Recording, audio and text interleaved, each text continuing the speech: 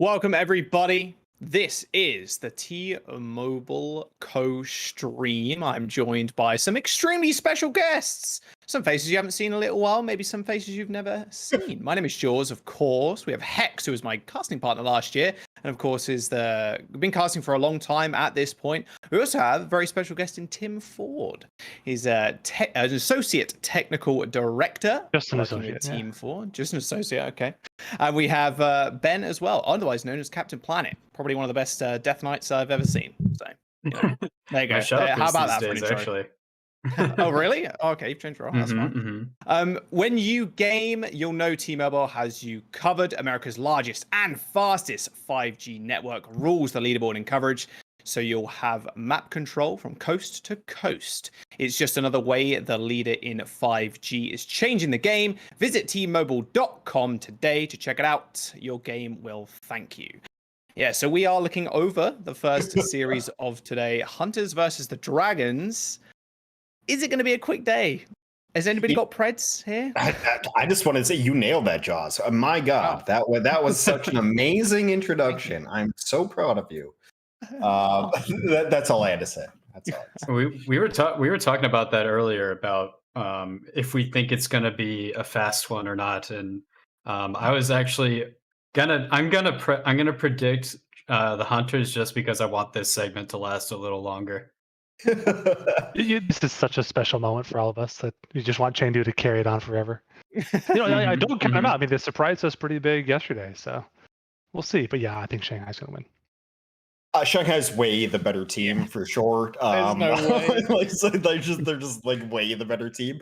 I'm a Hunter stan. Everyone knows this, but I still think like even if they run the Pharah, like Shanghai has people who can shoot a Pharah. It's not like other teams. So, yeah, 3-1. I give Chengdu a map. I give Chengdu a single map. Yeah, okay. I think single map, like in overtime twice on Volskaya type of situation. No, I think it's usually control that goes wonky, right? So I'll give Chengdu Ilios. Yeah, kind of the high variance, right? Yeah. I think it'd be a little weird here, but yeah, obviously Shanghai is a better team, and that's it. If you had to put a number on it, what would it be, Tim? 3-1? I think 3-0? I want to say 3-1 just because I believe what Ben believes, that these guys are going to pad out and just vamp, which is going to extend this entire segment on the back of the Chengdu Hunters. For as long as possible. Well, we did see Leaf stats the other day. We were talking a little bit about it, but his Tracer is just insane. Like, unbelievable. Guy can't be killed. He had like 12 final blows per 10 this season as an overall stat. Like, that's crazy. Ben, you see those numbers rack up like it's like a machine. Anytime a damage player or anyone that's kind of the primary what would be the word? The person that gets the elims in a match. Some metas that can be like Azaria, but anytime you're getting in double digits in final blows per 10. That is you're a top echelon player there. Especially and I also saw I saw that that Avril had Matt Marcel look up whether or not Leaf had a deadlift as well, and it seemed like he did get, I think it was the 5th deadlift of the season on Volskaya yesterday. So that's another indicator, just like record, right? But what is the deadlift named after? Fleta had some last season. I don't know if he's had one this season. It's named after Fleta, who happens to be a Shanghai Dragon. You know, deadlift versus deadlift is what we're saying. Yeah, who can deadlift more, Leave or Fleta? I mean, yeah, that's kind of the thing that I want to focus on in this, I guess. I also there's been a lot of great talk about how good Chengdu's Mercy players are, and so that's another thing I've got my eye on for this match. Do you think we're going to see something from Fleta? Are we going to see Fleta putting extra pressure on the support? I think he's going to be firing from downtown. That's a great question. I mean, we're seeing maybe the starting lineups right now. Jinmu's showing a Pharah, and that's honestly not surprising at all. I saw the funniest comment in YouTube chat yesterday where someone said, Jinmu's throwing, but they're winning anyway, which is just like the essence of the Jinmu experience, right? So, what's that like, intro? I can't even remember. It was actually in top chat, so it could have happened at any point in the match and made sense, right? You should put that as lower third. He's still throwing, but they're still winning. Is he really throwing at that point, though? Yeah, well, exactly. You can argue that for sure. Okay, so it does look like dragons are prepared for Jinmu and with the Tracer Sombra. Yeah. Just ways to shut down the Pharah. Izayaki took a big one early. I want to watch Izayaki because my Zen wants to be Izayaki. I no longer want to be Jonak anymore. I want to be Izayaki when I grow up. I mean, ignore the fire strat, by the way, seems to be working. Hex, I know you love that one. I know you love that one. Nice tweets the other day. ZP as well, like moaning at me, by the way, about how ignore the fire is not the strat to be. It's really not. It's not a good strat. Lee's heating up. Maybe not. I mean, Flash is just dominating. He's literally killed like 2 or 3 people already and taken the point. Leaf has gotten both of the supports of the dragon. It definitely answers the question about whether or not Flood is going to push on him too. Yeah, it's all about Tracer versus Tracer. The kill feeds are only going to be the Tracer. There you go. It's like this whole Leaf dominates him on the health pack as well. Yeah. That's so lucky. People overlook Jinmu, but also Leave is a god. I think this might be time, Jaws, for you to just roll in with whatever ads we have to run right now. Do we need ads? I think we... Maybe. I don't know. What does T-Mobile want to say? The fan connection segment. We're going to be doing questions in a bit. So we have some questions actually from Twitter, which we'll bring up rather soon. They may have just won some special prizes too. Tim, I actually had a question for you when it came to, because obviously now we have the second flying hero in in Echo. Of course, Afara was the original one. Was it always kind of an idea to add more like aerial characters? Because it can be seen as quite a, I mean, if you had too many, like a lot of the characters that stay on the ground, like Trace and whatnot, it seem kind of useless. Was there a reason why it took so long to add another like flying character? That's a great question. I think I remember the conversation when we said, okay, there's going to be a lot of vertical play in our maps, and that was coming off the backs of Pharah, who was a really early hero. I think Pharah was in the first 4 heroes we made. It's like Pharah, Widow, Reaper, and Tracer. And as soon as you make that decision, you start designing levels where you're going to have that high level of verticality, and you know that the players have to look up. You're kind of uncorking the possibility of doing a bunch of other flying heroes. And to some extent, like Diva obviously gets pretty vertical, and Wrecking Ball can get vertical, but not this kind of sustained vertical presence that Bear always had. I think it was only a matter of time that we eventually landed on Echo. The fact that she was going to be a flying hero, honestly, wouldn't be surprised if that just emerged from her early concept art. We have some ancient, you can even see like references to her in the Overwatch announce. Like we had ancient concept art. Yeah. So I think like it was, you kind of looked at her and you're like, she doesn't walk, like, but she's not Sigma. She's definitely going to be in the air the entire time. She's got wings. So we don't want this entire game to be a bunch of people looking up. I'm super sensitive to people who play on console, who play with the game, or who play with the gamepad. That's a lot of extra effort to look up. So I feel like the rate at which we've introduced these flying heroes is at a pretty reasonable clip. So we'll see. Maybe be another 16 or 32 heroes before we see another high dominant flying hero like Echo. Another interesting thing that question just made me realize is anytime you add one of these verticality heroes, I mean, Overwatch is kind of a game of secondary and tertiary effects, but just adding another hero that can be in the sky most of the time just makes Mercy that much more viable. Like in case for some reason Echo's out of the meta but Pharah isn't, you can still play Mercy with both. Right. Yeah, and still kind of plate spin from orbit, so to speak. But at the same time, you have checks for hit scan heroes that are on the ground. They have more juicy targets to shoot. There's way less cover up in the air, right? Yeah, it's a great point. It also, makes which maps are really good. Also, look at this. Look at this. Look, he's just found the skies. No,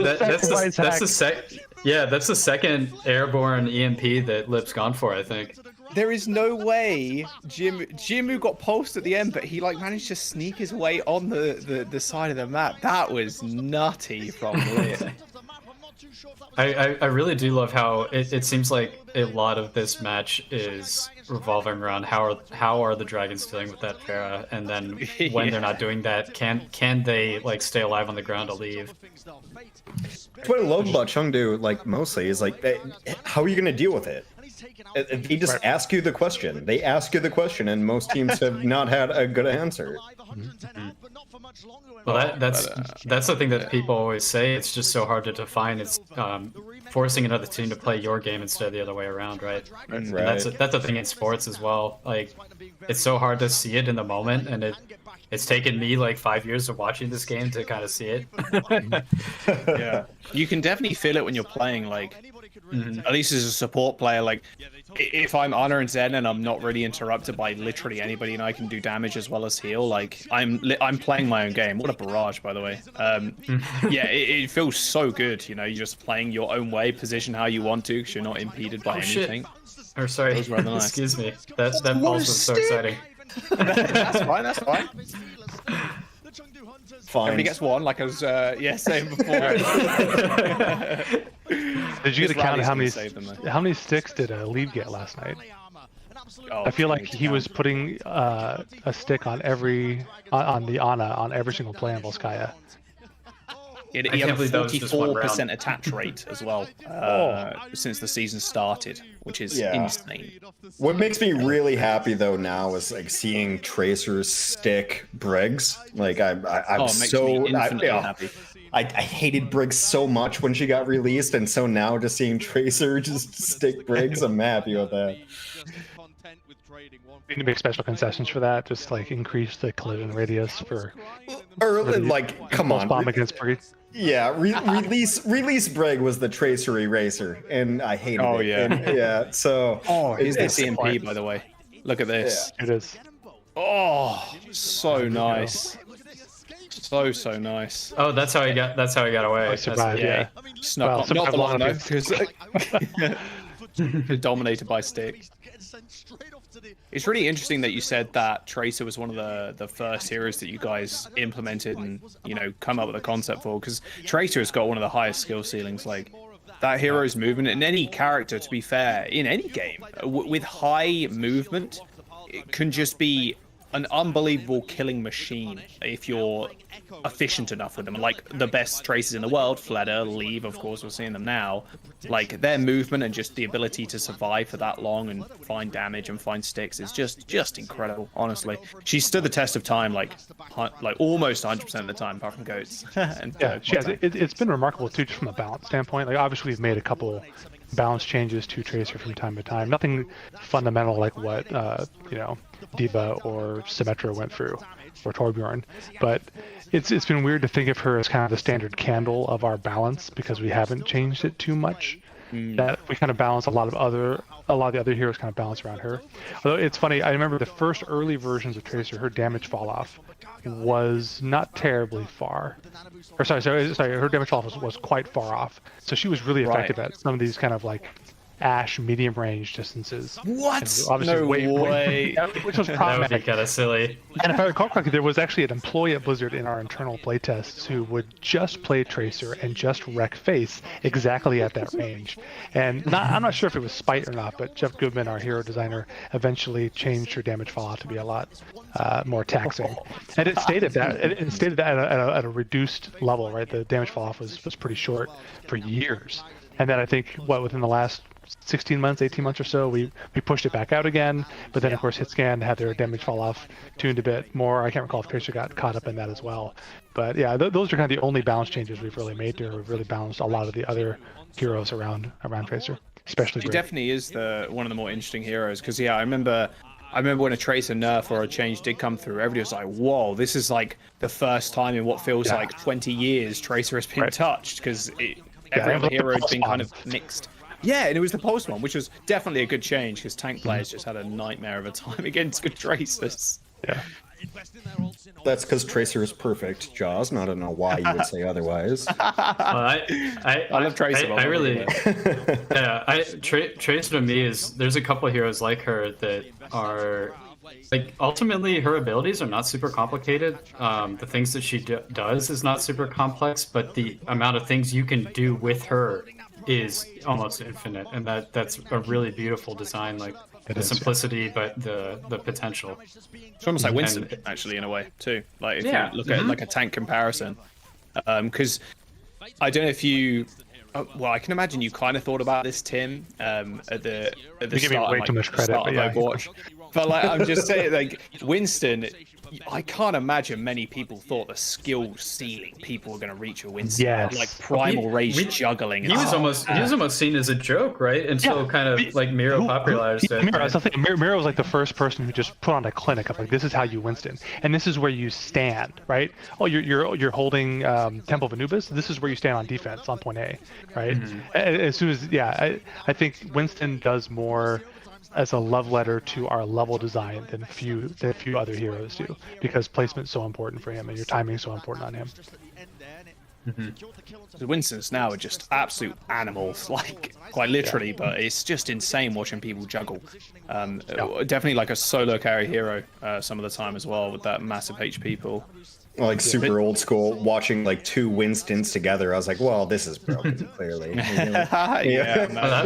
can't have 2 Winstons. That was that's one of those anecdotes that I kind of have too, where I had some friends who were on Blizzard on the Blizzard team who then told me after I joined about these sorts of they were trying those kind of like duplicate the many hero comps and trying to show like that maybe like this could be really, really strong. They're just trying to push the boundaries. Yep. And then I think no limits, right? That's like what we see. No limits today was how Overwatch 1 shipped, and certainly through all of development, we didn't have any hero limits, and we had one of the first internal tournaments that we ran, probably in like early 2015, maybe late 2014. The winning team won off the back of a strategy called Quinston, which was 5 Winstons and a Zenyatta. The 5 Winstons and Zenyatta was the winning strat, and it was punishing. Ooh, big My EMP word. there. These, massive counter EMP though, but they should be okay. I mean, the duplicate is just ridiculous. Oh, there you go. Yeah. I mean, look at that. Yep. Maybe I can ask Tim a question with regard to duplicate and echo. Like, how big of a challenge was that to actually put together, like in a code sense? Because it seems incredibly tricky to make a hero like that work, right? That's an understatement. So Derek Mulder is one of our senior engineers. He's the gameplay engineer that kind of picked up a shovel and dug deep into the bowels of our gameplay simulation in order to make Echo work. I think the good history to talk about is when Overwatch released, from a difficulty standpoint in terms of implementation, there were 2 heroes, D.Va and not D.Va. D.Va was incredibly difficult because we found just all sorts of bugs about her, her being the pilot or being the mech, all sorts of assumptions that other game systems were making about, okay, well, of those 2, if you want to call them entities, which we do internally, of the pilot or the mech, which one matters now? Not to mention the fact that D.Va also effectively teleports, because when she summons her mech, that could potentially be out of bounds, and then because of a bug, and then all of a sudden you're playing from behind collision. So D.Va was the special snowflake that was really, really difficult to get right, was the source of a ton of different bugs, and really checked all of our assumptions. And then Echo came along. And then Echo, of course, she can echo D.Va, so already you're in your own personal hell. It's already trouble. But any other assumptions that we were making about kind of the nature of how you collect stats, how you do assists, how you understand who should get credit. I'm trying to think of some other gnarly bugs we hit with Echo. Just the entire idea of on some of our min spec or on our consoles, we can really only load maybe 12 or 13 heroes at the same time. So what do you do if Echo clones somebody? We have to load all that memory, and then that player leaves the game, and another player wants to join in and choose a different hero. Or what if that player gets cloned? Wow. They get cloned and then they die, and then they want to switch heroes. You can't like cause a switch to crash because it ran out of memory, which is why I don't know if you noticed this, but if you happen to be cloned and you die, you can't change heroes while the clone is active, which feels like a cool game punishment, but it's actually based on some technical limitations. So Echo I is just thought like it was a game punishment. Not even kidding. Yeah, perfect. Echo is just the gift that keeps on giving, and we knew we wanted to do this hero for quite some time, like I mentioned before. obviously her name's Echo. She's got to be able to duplicate people. So I think we were just girding our loins for the better part of 3.5 years before we started to break ground on making her work. But yeah, she was quite challenging. So Tim, my favorite developer story ever is I was in New York. It was our very first grand finals, right? And so we're all hanging out, and I was talking to one of the developers, and I go, "Oh, cool. So what do you work on?" And he goes, "I work on Roadhog's Hook." That was it. That was the end of the story. That was the end of the story. Like, did he have like a beard, and it's Mark. Yeah, and I was like, okay, that makes sense. Oh, yeah. That makes a lot of sense. That's all he did. All he did was work on Roadhog's Hook. I was like, okay. It was top of mind. Well, during that climate, if you remember, there was a whole bunch of complaints about the hook, just like the magic hook. Yeah. Keep people on corners or off like vertical edges. So Mark took that personal. I was like, nah, I'm gonna make this right. But Mark is a wonderful engineer. If you think like the beats of getting into Diva's mech, right? The actual call down, the VFX, getting into the mech, all the presentation that went. That was like the chef's kiss. That was Mark Walagora and how he liked to make things feel really good. So if Diva's mech was like his first entree into making this kind of cool polished ability, the Roadhog hook was his next one. And yeah, during that time on Overwatch, he probably spent off and on like 6 months just making Roadhog's hook that much better. So I'm not surprised that he answered that way. But yeah, he delivered a bunch of other amazing technologies as well. Mm-hmm. If you asked Derek, you mentioned before about like a similar question, he'd just say, "I worked on Earthshatter." Oh my God! Well, actually, he would say, "I spent a bunch of time rewriting all of Tim's crappy code." That's what he would say. I think I did the first Earthshatter. He did the better one. I did the first Lucio wall ride and the Hanzo wall climb. He did the better one. Derek has a gift where if your code is not good, just put Derek on it and it'll be that much better. It's a very humbling experience. Fortunately, he's very Canadian and very nice. Yeah, sometimes you can convince Derek that yes, indeed, there is actually a bug and that it needs to be fixed. There was a time where I was playing a lot of Ashe, and Ashe wasn't meta at the time, so not a lot of people were reporting it. Scrutinizing her, yeah. But like, yeah. So every so often, I had this issue where I felt like I had pressed to fire and I hadn't. It would like be a little laggy, and it ended up being some sort of like input something or other. But I basically bugged Derek about it for like 2 weeks straight, and then he finally started to know. And I essentially had to prove to him that I wasn't crazy, and then it ended up being like a real thing. Oh, Ben, you have a good track record of digging deep into real data, so we can trust you pretty well. Yeah, that was like a pre-fire logic thing. Like it's like better for spamming. That's why we tried to do it for Ashe, but I think we overthought it a bit.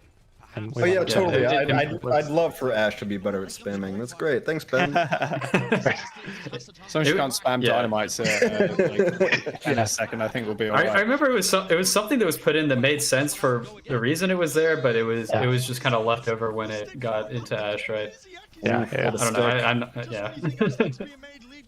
I mean, that's the last set of plays has just been insane. Like Yveltal bashing Lip out of EMP, then Fleder getting a 180 stick, and then on Yveltal, who then shield bashed into Jinmu, killing them both, and then Leave also popping. Like, oh my word, it's just ridiculous. Like every time I look at Shanghai, I'm like, oh, this guy's so overlooked. Oh, this guy's so overlooked. And there's like 5 or 6 guys who are just like amazing players. Yeah, people who aren't Fleta. Yeah. Oh man, they're so good. It's like you're not Fleta, you're not Lit, but you're still Void and you're still Fate. Yeah. It's amazing. That was 3 back-to-back 99.99s, right? Yeah, I think that was a lot closer than I thought it would be, to be honest with you. Looks like Chengdu could have taken that. Like if it was just one more fight difference, they'd have taken that first map. Yeah, all right, Hex. Our 3-1 wish is gonna fall apart quick. Yeah, maybe no, we're gonna get it. It's gonna be. We're still here. Plenty of game left. Yeah, it'll probably be like hybrid or escort. You know, Shanghai is not always great on those. Not great on those. We were talking about it before this started, but Shanghai have only recently overcome their negative overall win rate for their entirety of their stay in the Overwatch League. Like, how insane is that? A team like Shanghai has only just come over their negative win rate all the way back from season 1. It's just absurd. Yeah, well, I had read a joke for the Overwatch News Network about how they were below 500, so that's why I looked up that stat. It's still a really good team, though. We did have a question as well, actually. So Well, I guess we'll start that now. The Overwatch League stream as well, on with T-Mobile Fan Connection, is presented by T-Mobile, the leader in 5G. And we did have a question here too from Twitter, and I'm gonna probably butcher the name, but WRE Nicole has asked, is there a particular OWL moment that sticks out to you the most, as most memorable? So I guess we'll just go down the line. Tim, if you want to start us off, what has been the most memorable moment for you in Overwatch? So this is early OWL when we were just back in Los Angeles. The team went up to Burbank to go watch NYXL. I can't recall who they were playing, but that was when they first rolled Pine out. I know that Pine's coming back to play with Dallas, but and he would only come out for maybe control maps. Like, it was a limited number of maps that they'd roll him out on. He'd usually play Scan. Yeah, and he'd play McCree. And the energy in that auditorium, every single time they'd cut to his first-person view, and you'd see him just disassemble anyone that was under his crosshair, was electric. Like, people are screaming at the top of their lungs. Yeah, it was that moment where I realized, like, oh, you know what? This is really, really fun to watch, and really fun to watch live. I'm so happy that, we get to share this game with all these different viewers. Yeah, that's just insane. Pine I think, stamped his name in the history books after that moment, to be honest. Like, insane. People are still excited for him to come back now. Hex, what was your OWL moment for you? Oh, there's so many. You don't have to say your first cast of me. That's fine. You can skip it. No, that was awful. Yeah, that was terrible. Sorry, I hate you, Jaws. No, I think like I don't know. I was gonna do another one, but like my dad and my stepmom came and watched stuff in LA. So year 2. That was nice. It was nice to just be able to shout out my pops and be like, "Hey, you're here.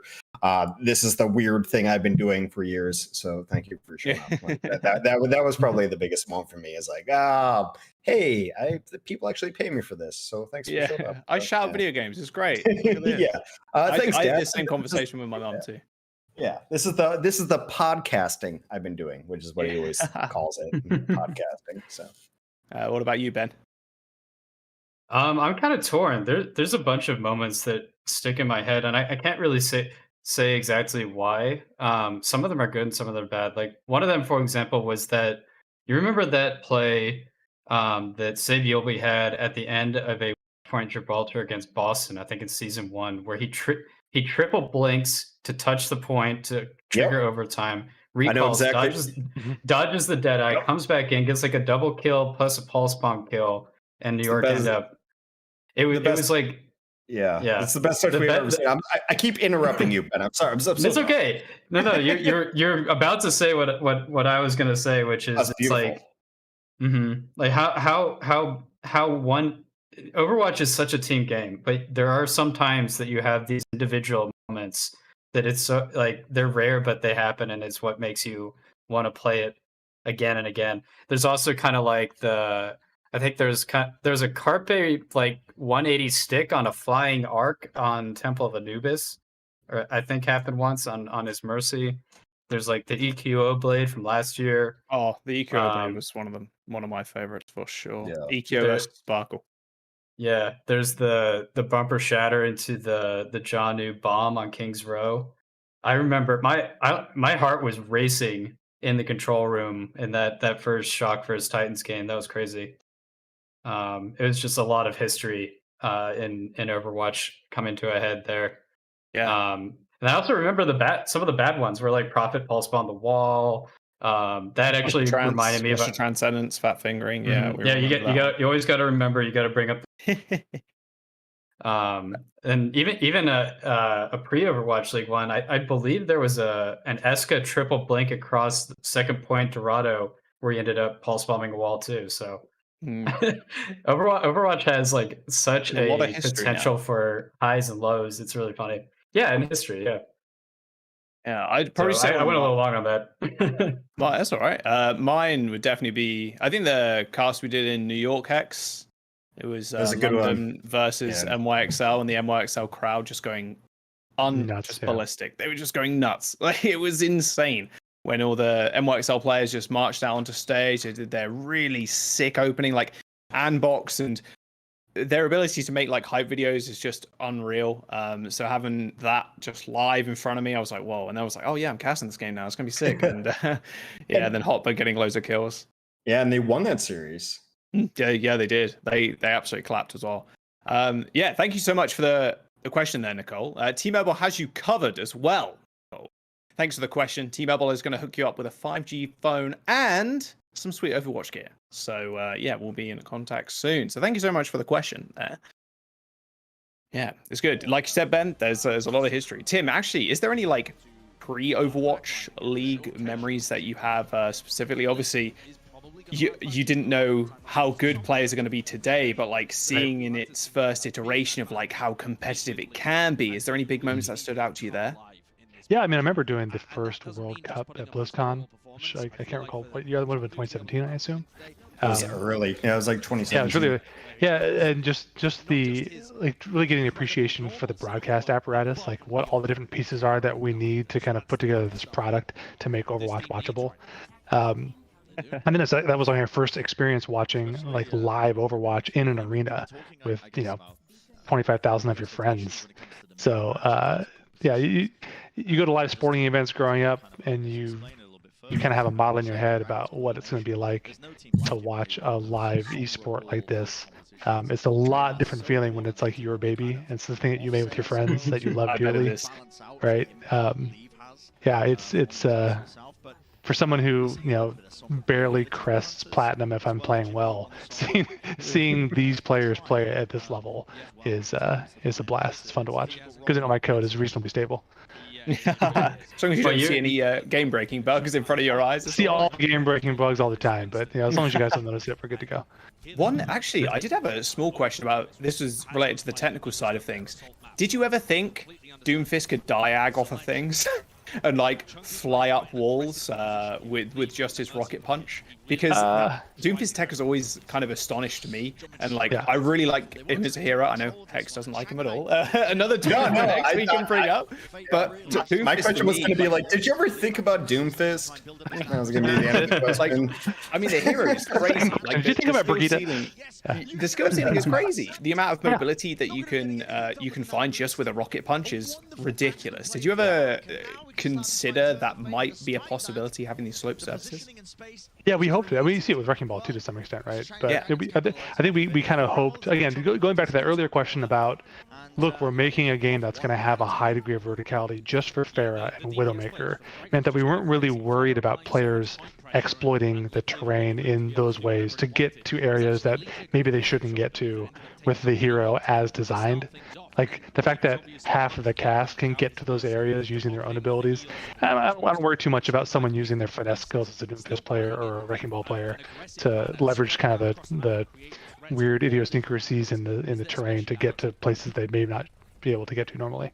Yeah, I mean, you could test those on the Doomfist parkour maps. I'm always on Doomfist parkour in queues, like always. Yeah. It's so much fun. Like, just like you said, the finesse of the kit is just so crazy. By the way, the Shanghai Dragons just capped first. They got 5 minutes and 10 seconds. They zoom through that stuff.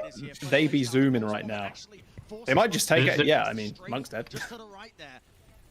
You mentioned the Doomfist parkour maps. There's actually some things I have to be a little careful of if I'm ever analyzing game mode engagement with regard to heroes, because those modes end up so popular, like the parkour maps, that they'll kind of throw stuff out of whack. To filter it out, you'll have like multiple lobbies just full of one hero. It's like, oh, like everyone really loves Doomfist in arcade. I can't imagine why. And then you like kind of think about it a little bit. Maybe.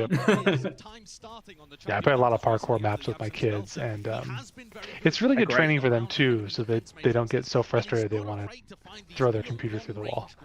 Yeah, I mean, despite my anger of getting one shot around a corner, like I do like the tech that's built into the game. So. Yeah, a lot of love and attention, very artisanal, as we say. Yeah, part of why this works is that like our level designers really spend a lot of time really eyeballing the shape of all of the collision in the entire map, right? So I don't think they'll be offended if Doomfist is able to get someplace weird. We go through a process. Yeah. Go ahead. I was gonna say that's one of my favorite accidental things to do in playtests is I play a lot of Echo in general. So I almost always either on purpose or not find those places I probably shouldn't be on the maps with her because her verticality is so insane. Yeah. It's just ridiculous. Yeah, being a slide off surfaces is pretty ridiculous. Like Leave there was it was really Reaper versus Echo. I think it's a funny one because Reaper is almost the most basic hero in the world, shooty shotgun man, right? And then you have Echo, which has 3 different killing abilities, plus can transform into a different hero. But the level of finesse on the Reaper as well can be quite high, especially in the hands of Fleta, like finding flanks and cooldown management is crazy, and massive EMP too. Wow, from Jinmu. 5-man easy clap. That's done. It would have been even better if Void hadn't eaten that grab. Yeah, that would have been nice. It's alright, it was just changing. You see, Late Young changing over to D.Va now. He's like, that's fine. I meant to throw it away. Double D.Va now. That's a funny thing, actually. Did you expect D.Va to become extremely strong with Echo? Or at least the D.Va changes with the remake? Which has been a little bit, I'd say, slightly controversial. How silly that change is. You know, it is kind of funny squishing people around corners. But did you expect Echo to be really strong because of that? Because it becomes this big area denial. Well, we did we just nerf it a bit? I think we just reduced the radius of those impacts. Yeah. Well, you had to change D.Va because Echo was too strong. That's right. Endless exercise and. I think I don't know. I think it's a cool choice that we made to make the remake do what it does. I think it hits the fantasy of that character way better. It does, crashing into you, like crushing you, the mech. Yeah, I think at some point in time you have to make those calls, right? It's like, oh, mathematically it's not necessarily balanced, but it feels good, right? We're not trying to make the most perfectly mathematically balanced game here. We're trying to make a video game first and foremost. Yeah, if the whole game was just math, it wouldn't be like the most exciting. Wouldn't be Overwatch, play, right? That would be Overwatch, right? Well, also we can hotfix. Like if we make a horrible mistake, we can get that fixed out pretty quickly, which is pretty dope. Oh my word! Leave got nano, dive backline, and instantly gets slept and just flailed.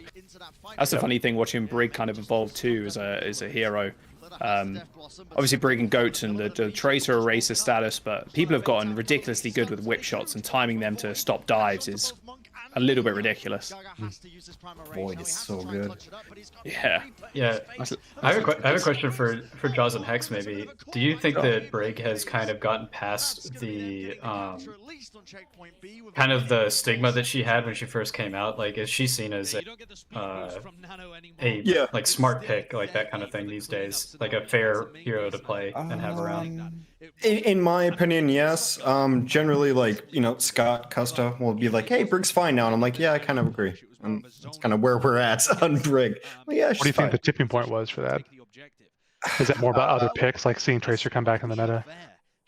Yeah, kind of like that Tracer's allowed to kill Brig, and then she dies to McCree. Like, I think a lot of those things. Yeah, she doesn't seem as oppressive as she once was. She is not a must pick either, so it's a niche pick, and when people play her well, we appreciate it.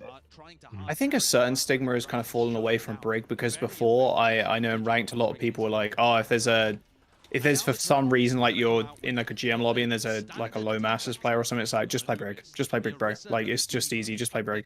But now that's kind of fallen away a little bit, because Brig is like, on the surface maybe not so, but like it's quite a complicated character on like managing your cooldown of your packs. Like, more often than not, you want to pack your cookie your DPS because they have a smaller health pool. They can then fight around corners and stuff. You don't want to pack your tanks. Ideally, you want to leave that to the Ana to heal up so she can get nano quicker. I'd say she's like in a decent spot. That kind of stigma that she's like an easy hero, you just put the bad player on the Brig, has kind of fallen away, because everybody's gotten a lot better as well at kind of denying Brig, and the shield nerf too, because her shield felt like a Reinhardt shield before. But now it's like, actually, you shoot it a few times, it's gonna die like pretty quickly. I still think Rally's a bit strong. Like, normally it's a press Q to win button. In my experience, giving armor to the whole team is kind of crazy. It's good that it doesn't kind of persist as long as it used to, and like obviously before it was infinite as well. So, but yeah, I still think Brig's in a decent spot apart from the Rally. Ult should be good. I like Brig because I think like a lot of times when you need to have a stun for a counter, like it's fine to have a stun for a counter, right? So if Doomfist is coming in and if there's a problem and you need a stun, like I think having Brig there is fine. Yeah. Also, with like the variety of heroes being played too. I mean, we're not seeing Brig right now. We're actually seeing just Merciana. So as long as Brig's not a perma pick, I think the hero's in a good spot. I think recently, like look at the comps that they were playing right now. Like obviously we've got the Chengdu Hunters comps, which is always wrecking ball somehow, and then some sort of dive with the Genji. Yeah, they got this like big dive. Yeah, here comes Selva Genji. Is Brig in a decent spot? I think so. Yeah, I mean. It's good to see a lot of different variety in comps and like different teams that can play. I mean, look at this as well. Like, leave no blade, by the way. Just kills 2 people. Yeah, he's just waiting. He's just waiting. They're gonna. Blades are for point B. Yeah, true. Yeah, I mean, true. It's kind of insane. I guess he did get the. Someone got the nano on that fight. So yeah, it was him. Leave got nano. Yeah. He just dashed through and killed people. no blade needed for those tight. Yeah, I don't know about you guys, but I am pretty happy with the state of balance for the most part lately. Especially at the start of the season, it was like that was a level of meta variety that I don't think we've ever seen in the history of the game. Totally. Yeah, I know. What a really move fun to watch. Nothing makes me terribly angry. So yeah, it's probably fun. Yeah, that's a good thing in Hex's work. A lot of things make me terribly angry. I can always tell when Hex is on a playing spree because he'll get on Twitter and talk about. Oh yeah. There's like 8 tweets in a row about all the things I hate. What's crazy too is we were talking about Echo a little bit before, and like Fleda kind of displayed it there a little bit. It was self-destruct launching in, but the mechanics you have to have with Echo, but then also most of the hero roster as well. And like, you have to be a good tank player in order to be Winston and get good primal rages, or like you have to know some sort of diva lineups. Sometimes you can just kind of throw them out as whatever, like you are Echo, you're going to build them up pretty quickly, but you still have to know the hero fairly well, especially at this level, to play Echo to a high ability. Actually, one silly question, Tim, for you. Obviously, Echo can't copy Echo, but was there a point where you were like, well, like maybe we should just let her copy herself and it'll be kind of funny? And then she builds up ult quicker and then you just like chain copy? Was there a point where that happened? We should add that as like a talent for Overwatch too. I like where you're going with this. That would be so silly. Yeah. Or some sort of like elaborate April Fool's joke where it's just echoes. Everything just gets echoes everywhere, and then the game crashes. Oops, all Echo. Oops, all Echo. Yeah. No, I think it was one of those weird moments where everyone who was working on Echo ultimately asked that question, like, well, wait, can Echo herself? Is that going to be a memory budget problem on Switch? No? Okay, we're good. Is it any fun? No, it makes no sense. It doesn't. Yeah, it doesn't make sense. It's like a penalty of like you're trying to echo the diva, but you actually pick up the enemy echo. You're like, dang it! But your ult comes back quick, so like rapidly trying to rapidly resetting your health pools would be a little bit OP. I think. There you go. Doesn't hurt.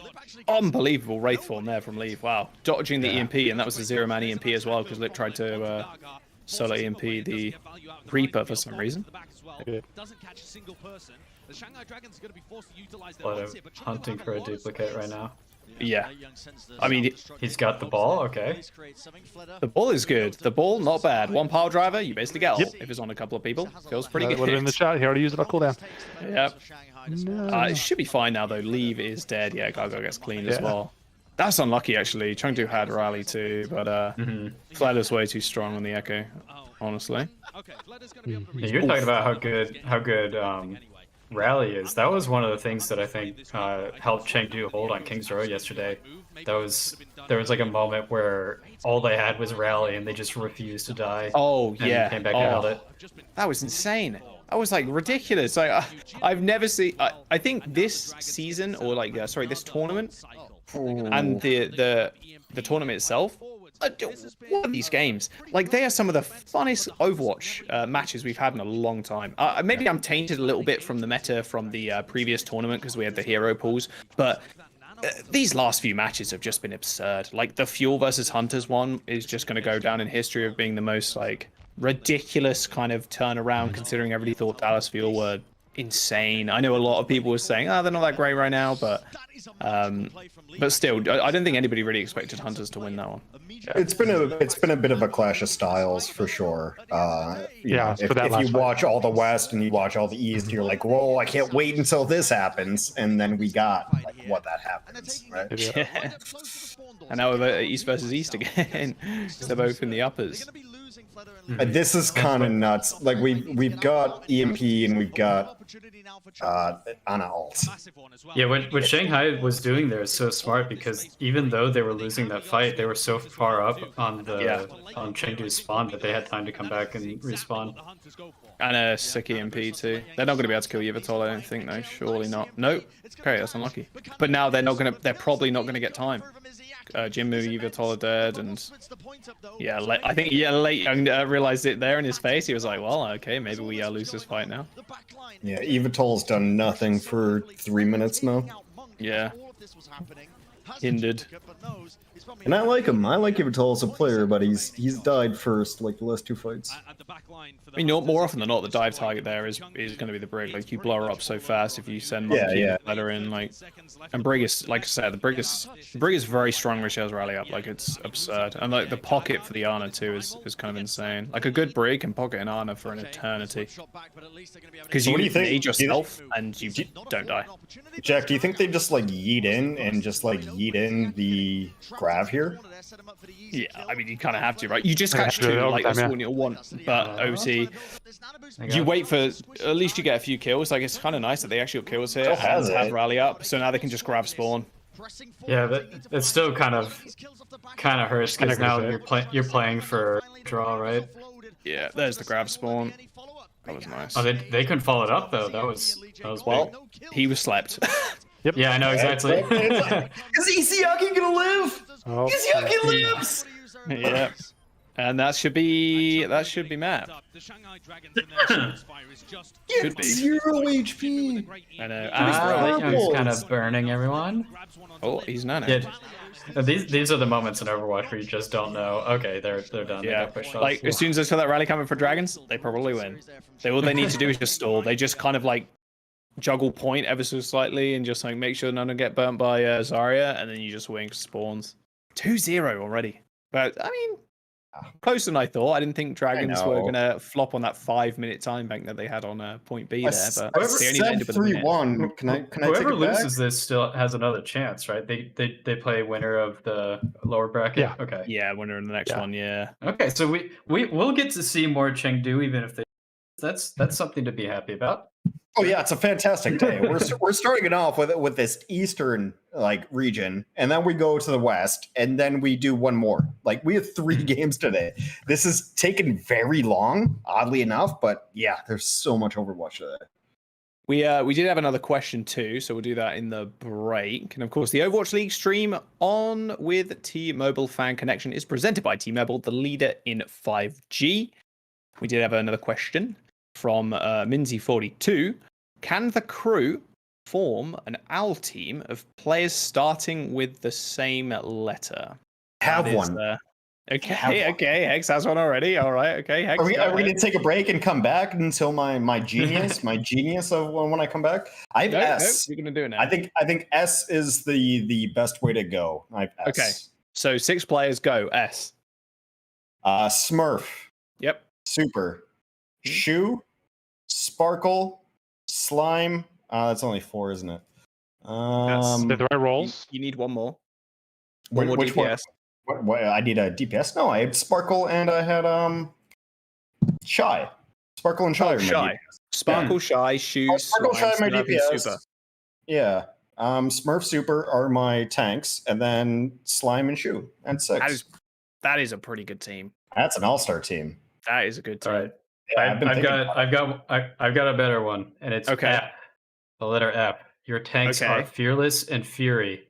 Your supports are Fielder and Funny Astro. But who's your DPS are Fitz and Flutta. I'm not gonna try. I have to. I don't think we're gonna beat Jesus. I thought I was good. I think I just got rocked. And you could have bench. I don't want to. You could have bench players of Fate and FD God as well.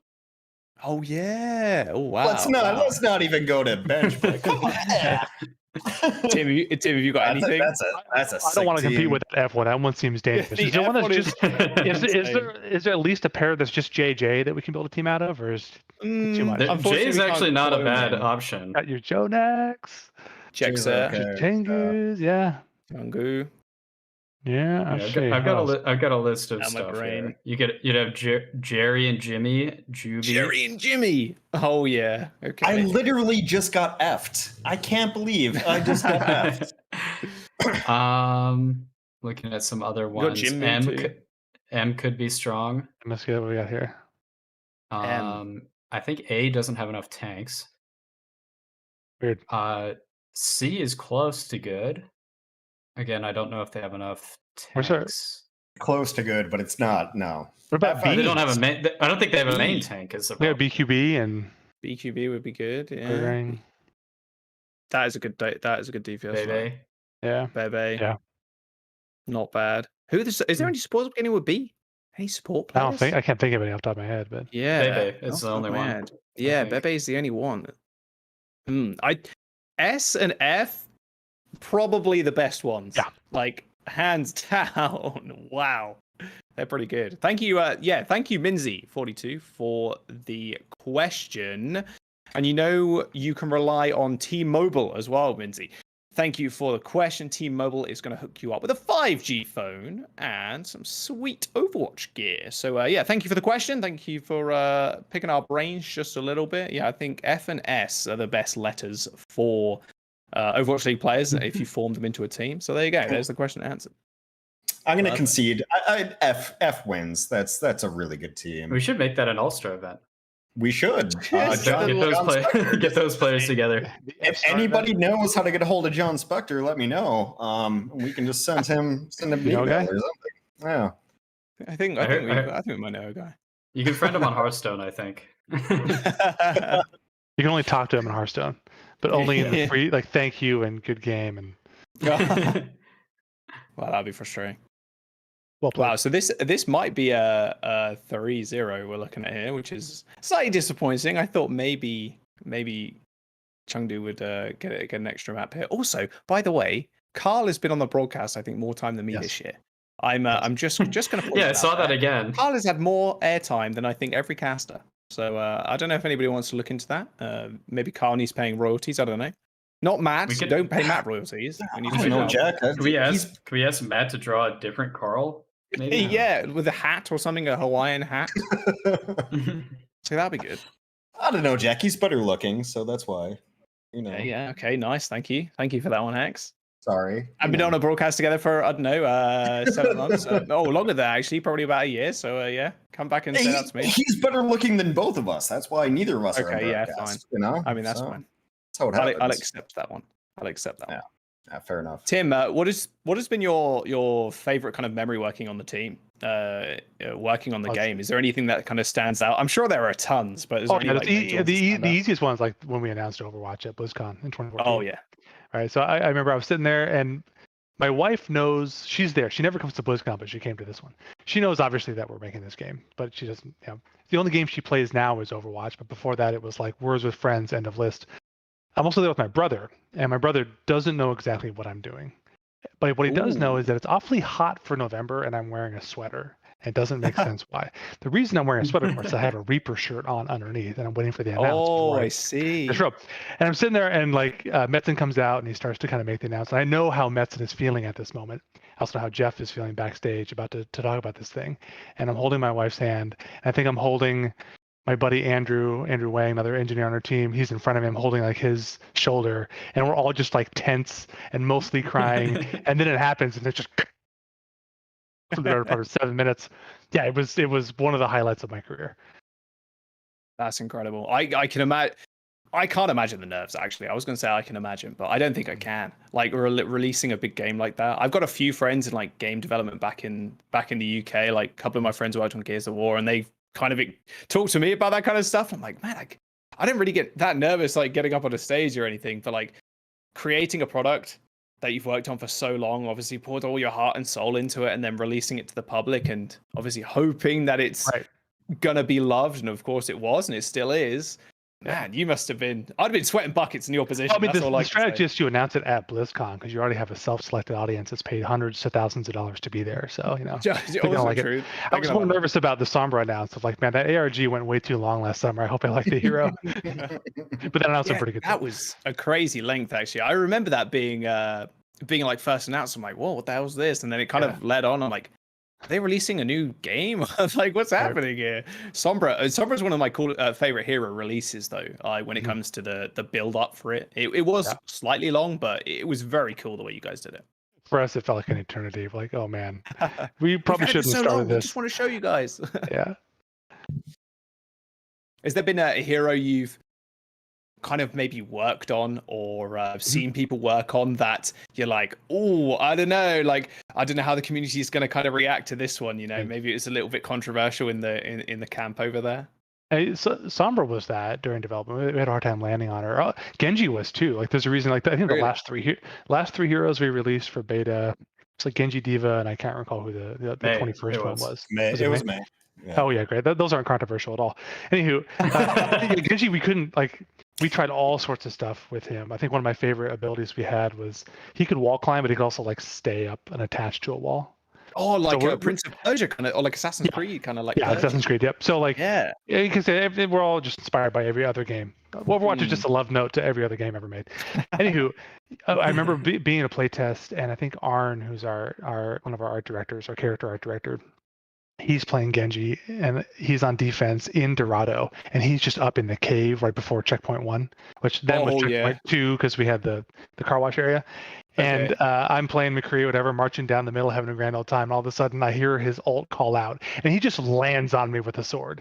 He's been sitting like 30 meters above me in the air, just waiting to kick my butt. Oh my god! Yeah. It's like spawn camp to a new level. If you're perching in their spawn with a blade, God, that would be so annoying. I mean, people do that nowadays, like Reaper and stuff. But if you're actually on a ledge, God, it's like some kind of nightmare. Literally just on the ceiling, just like on the ceiling, like the barnacles in Half-Life. Like it was. That's ridiculous. It was terrifying. Yeah, it took us a long time to get him to work, which is weird. It's like Cyborg Ninja. It should make itself, but for some reason, it took us the better part of a year and a half. Really? Wow. What is actually, you spoke a little bit about Echo before, and you may have kind of already answered this question, but what has been the hero that's been in development for the longest time? Oh, well, of the Overwatch 1 heroes, I wouldn't be surprised if it was Genji, honestly. Yeah, but what about the Overwatch 2 and 3 heroes? Okay, nice try. Game ain't out yet, so the clock is stopped on those ones. Just tell us anyway. Genji might have been the longest running one. Yeah, I'm trying to remember. I feel like even if he wasn't in development, Doomfist may have been at least hinted about super early, because he was like really. I mean, the whole thing was in the opening cinematic, right? Yeah. Yeah, but until he came out. In terms of I'm thinking in terms of like when did we have like the first concept and prototype going? Right. Until when did we ship? I think Genji was it, but I should check with Goodman. He might know a better answer than that. Genji wasn't the hardest, not by a sight. That was Diva and Echo the hardest. Yeah, with it, like you said, with the different kind of entities, it's confused the game. I can imagine a lot of the time. But Shanghai Dragon's defense here is insane. By the way, just quick look at the game real fast. Yeah. Mm-hmm. I was chatting with some of the gameplay programmers before this today, just to reminisce on what heroes were hard, and I had assumed Wrecking Ball was difficult. And according to some engineers who may not have worked on the animations for him, it wasn't that hard. It was like surprisingly easy.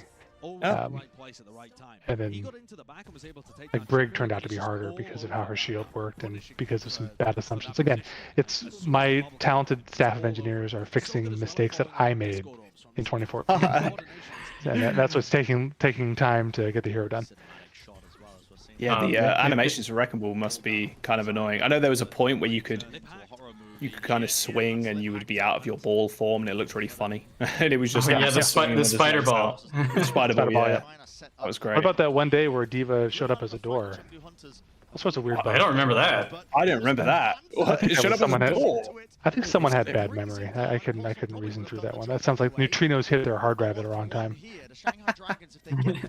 That's absurd. That was a really nice bash, by the way. Wow, what Really a well done. But Monk just right-clicked Fleta as he stuck him, and yeah, leave does leave thing, surprisingly. Yep.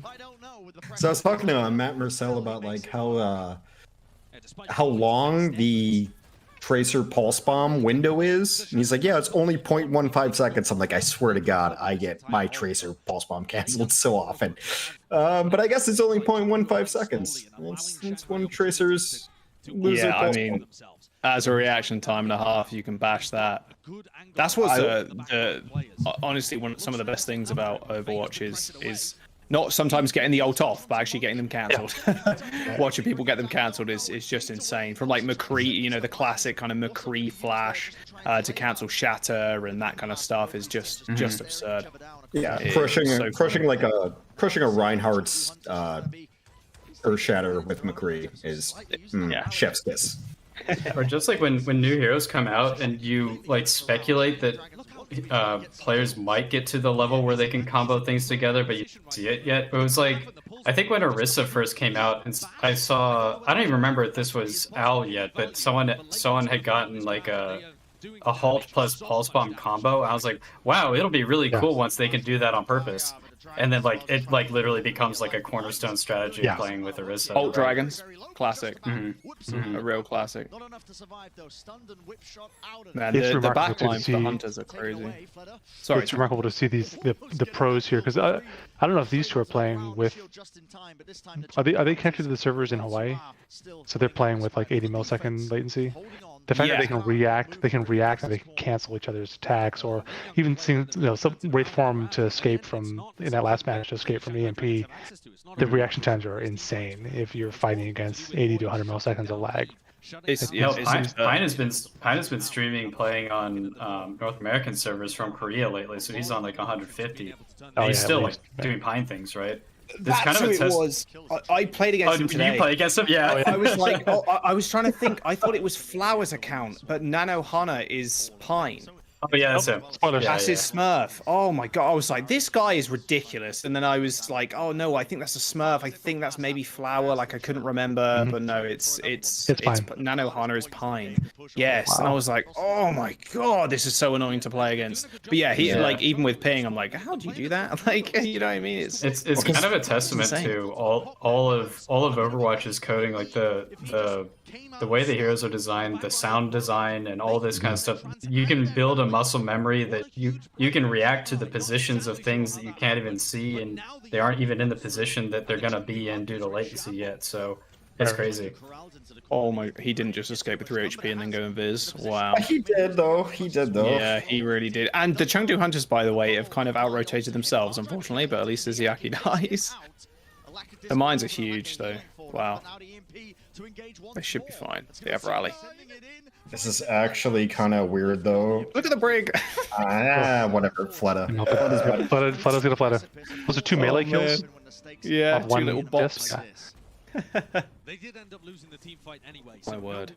No significant follow-up on Jinmu's EMP, so it doesn't feel too. I was always quite surprised with the melee, actually. This is something I feel like I was the last person to discover this or find this out, but obviously with melee it like moves you slightly. So I've had people before punch me as I fall off the map and it counts as their kill, and I was like, what the hell? Like, why is that? Like, why is that killing me? Like, why did they get credit for that? But it's them meleeing me and I fall off the map, Knockback credit. Yep. Yeah, that's a very small thing that you guys clearly, obviously thought about with a slight knockback. Is there any particular reason why that happens, or is it just kind of a knockback? Yeah. That's a good question. I think my instinct would be that it'd be a feel thing, or another way to look at it would be it's just another bug that Echo found. Assigning kill credit for a melee knock into a pit when you revert back to Echo after the person who punched the thing is no longer in existence, and making sure you assign the appropriate credit to Echo is Derek Mulder's personal nightmare when he has to make that hero work. It sounds ends like up just a load being- of spaghetti, and then you just kind of weaving it, trying to make things work with Echo. It ends up being a big deal though, right? Because of alt charge that you gain. That's correct. Yeah. Although I think if that's an attack that you do while you are cloning someone, you won't get ult credit. Oh wait, sorry, you would have gotten ult credit. That's right, you would have gotten ult credit. That was a ridiculous combo there. EMP into the self-destruct, but the grab from the hunters there at the end was ridiculous to keep them in it. Mid-air hack is no good. Yeah, that's the most satisfying thing I think for a Sombra. Hacking the ball when he's trying to power drive, or sleeping the ball when he's trying to power drive your team. Feels pretty nice. That's it. Like, as far as Eichenwald attacks go, I might be a little ahead of you guys. Decent defense after how it started, I think. Yeah, not bad. Like 40 something seconds. That's perfectly fine. Like, it's pretty normal, I think. Yeah. Hey Joe, someone in chat said these casters are talking nonsense, so I'm thinking that's your fault. These It might cats be talking the- nonsense. Yeah, Maybe it was No, the I think they're Nanohana talking about I- Bren and Josh. maybe. Probably what it is. Yeah, probably Would that. make the most sense. We're not cashing this game. We're just sitting here talking about making games. Yeah. Oh no, Okay, this is that's super, what we have. this is super fun. I'm just hang out. Yeah. I've got a question for Tim. So I've heard when it comes to making heroes, like there's a bunch of different things that can be the genesis for a hero's design. It could an ability that you want to work into a hero, or it can be like you said, Cyber Ninja. We can make a hero out of that, right? Are there any can you give a couple examples of ones that I guess would have come from weird ideas or weird sources, maybe? Yeah, I mean, Or interesting Winston out of the sources. gate, right? Winston was just a cool painting of this gorilla in the spacesuit with a Tesla gun. And I think Arn did that, and he just showed it to us. He's like, yeah, see? It's a gorilla. Looks cool. With a Tesla gun. Like, It's girl in space. What do you not understand? what is this hard? Yeah.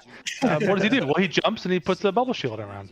Okay, I'll let it slide. Yeah, so there's ideas like that are what we would call high concept, or there's a big difference between a hero like McCree, where when you look at McCree, you know exactly what he does. Right? He doesn't even have to animate. You know exactly what McCree does because he's cowboy. Right? So it's like very straightforward, no nuance. Hot, fantasy, easy to hit the fantasy hero. The Reaper is similar to that, and obviously, there's several heroes kind of fall into that category, right? Yeah. Yep.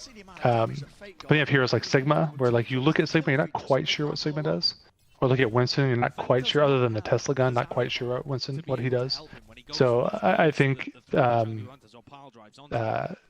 a lot to be said for kind of having a really clear and crisp fantasy with respect to teaching players how heroes are going to work. Now, either way, as soon as you get into a match with Winston, whether you're playing as Winston or watching kill cam as Winston destroys you, you do figure it out pretty quick what that hero does. But it's cool to have a nice breadth of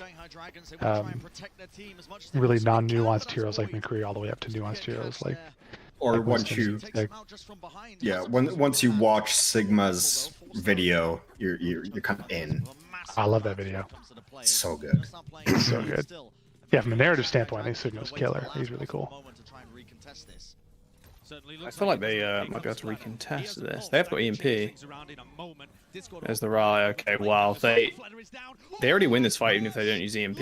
Okay. Oh, he got bashed out again. That's the second time that Yveltal has bashed Lip out of EMP. That is ridiculous. They didn't even need EMP. I would have taken that fight because you just get rally out and then you fight at the gates. And you EMP as they come out of gates. Yeah, Leave just putting up 3K. Is Yveltal the best Mercy and the best Brig in the East? Weren't you giving Yveltal a bit of flack on the last? No, I love Yveltal's Mercy. Oh yeah, I meant the Brig. Yeah. He's certainly one of the best Mercies. It's on the back of Jinmu Farah, though. Oh yeah. Well, you have to be good at Mercy to hang with that guy. Well, I've heard Yveltal is the best Farah, actually. Oh, yeah, he's the Jinmu's the best Farah except for me. That's what he says. Brad. Oh no. Oh, no Bubble bubbles. cooldown. One bubble. Oh, yeah. No, it doesn't matter. Okay. Monk dies. Void always finds self-destruct kills. It's actually kind of ridiculous. Like ones that Void you're like, is so you good. should be able to avoid that, but no, Void Yeah. kills you. Oh, Monk just got stuck by Fleta on the last death, so Yeah. catching all the ults. I think there's an Like, imagine- achievement for that, right? Like, yeah, I think there is. Imagine being a backline, by the way, against Fleta and Lip Oh, no. on like just a dive. Like, I defending prefer off not dive is to. hard enough. Yeah, like it's the stuff of nightmares, honestly. Sounds horrifying. Making good time though, I will say, like getting it out the gates is normally the hardest part. Unbelievably bad grab. Okay, he rolls back into it and he gets killed.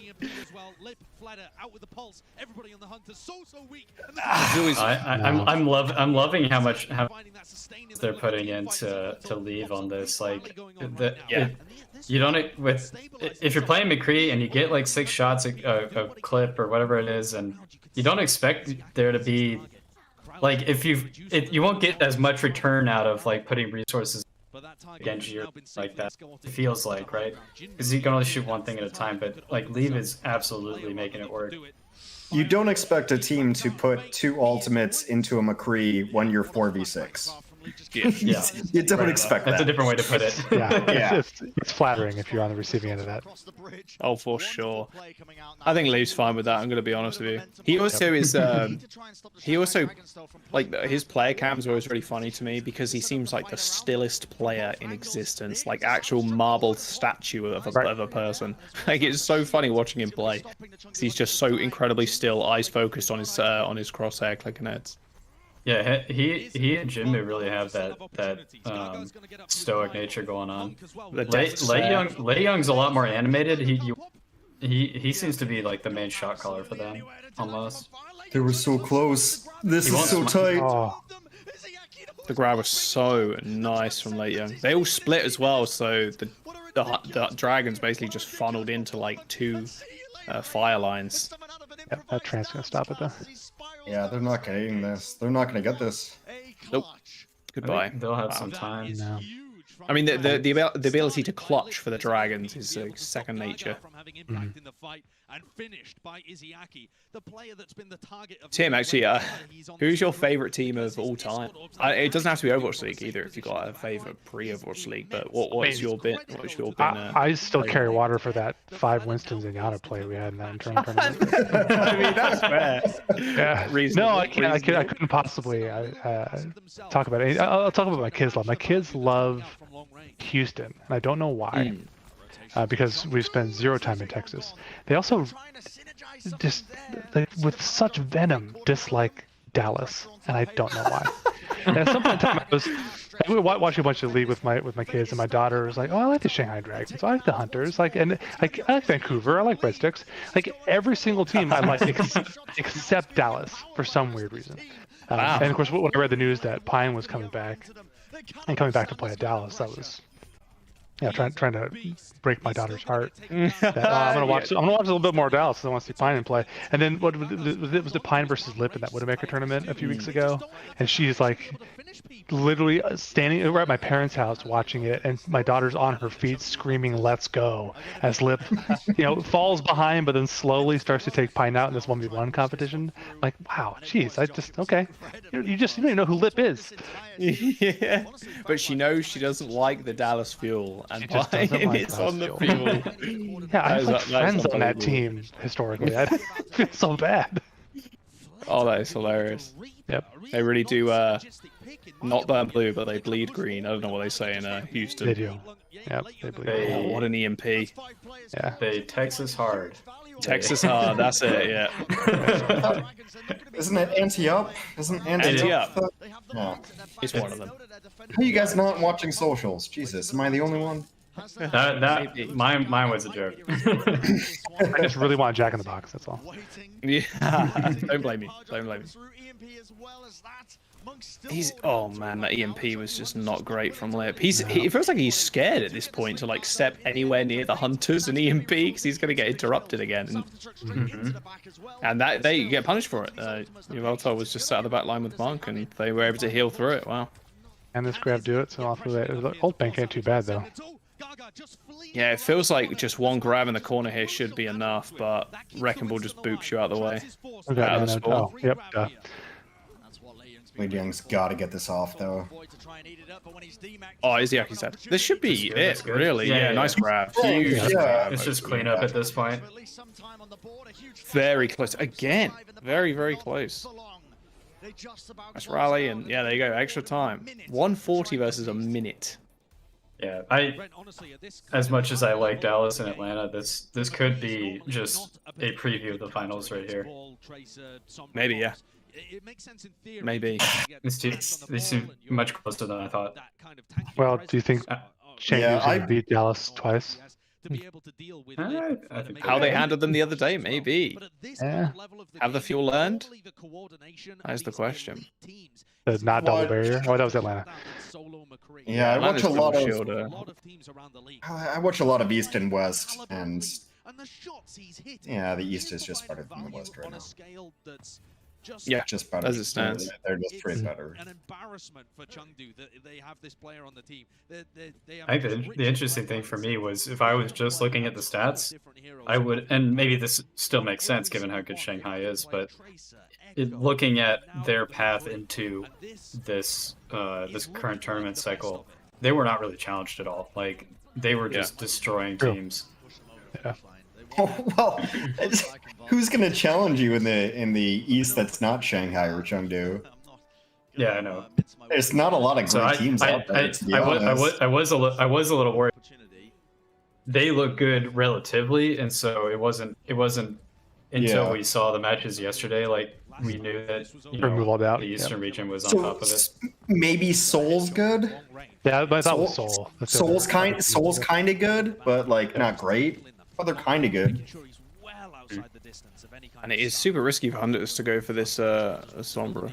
Jimmy plays it super differently here. Like I think he plays defensive more than anything, just so he can get a hack and then win, rather than like go for the hyper aggressive build EMP.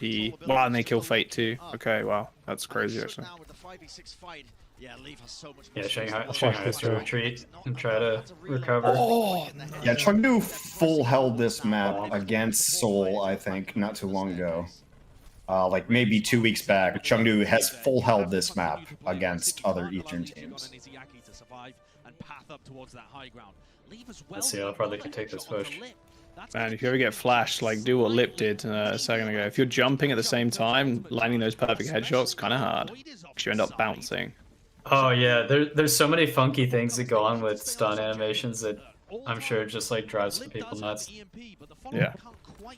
You're jumping, you end up in a little bounce. I'm not gonna give away anyone's email address to remedy that. But I'm a little ahead, but watch what Lip does here. Yeah, okay, watch the timing on this. Oh, thanks, Ben. Oh, no he's done that way. a couple times in this match where and our observers have set it up both times where he is obviously coordinating with like someone on the other side. Well, I just got to the Izayaki 4K combo, so that was fun. Yeah. I mean, that's just absurd. Would just go for the EMP and try to EMP engage, right? But the drag just on a.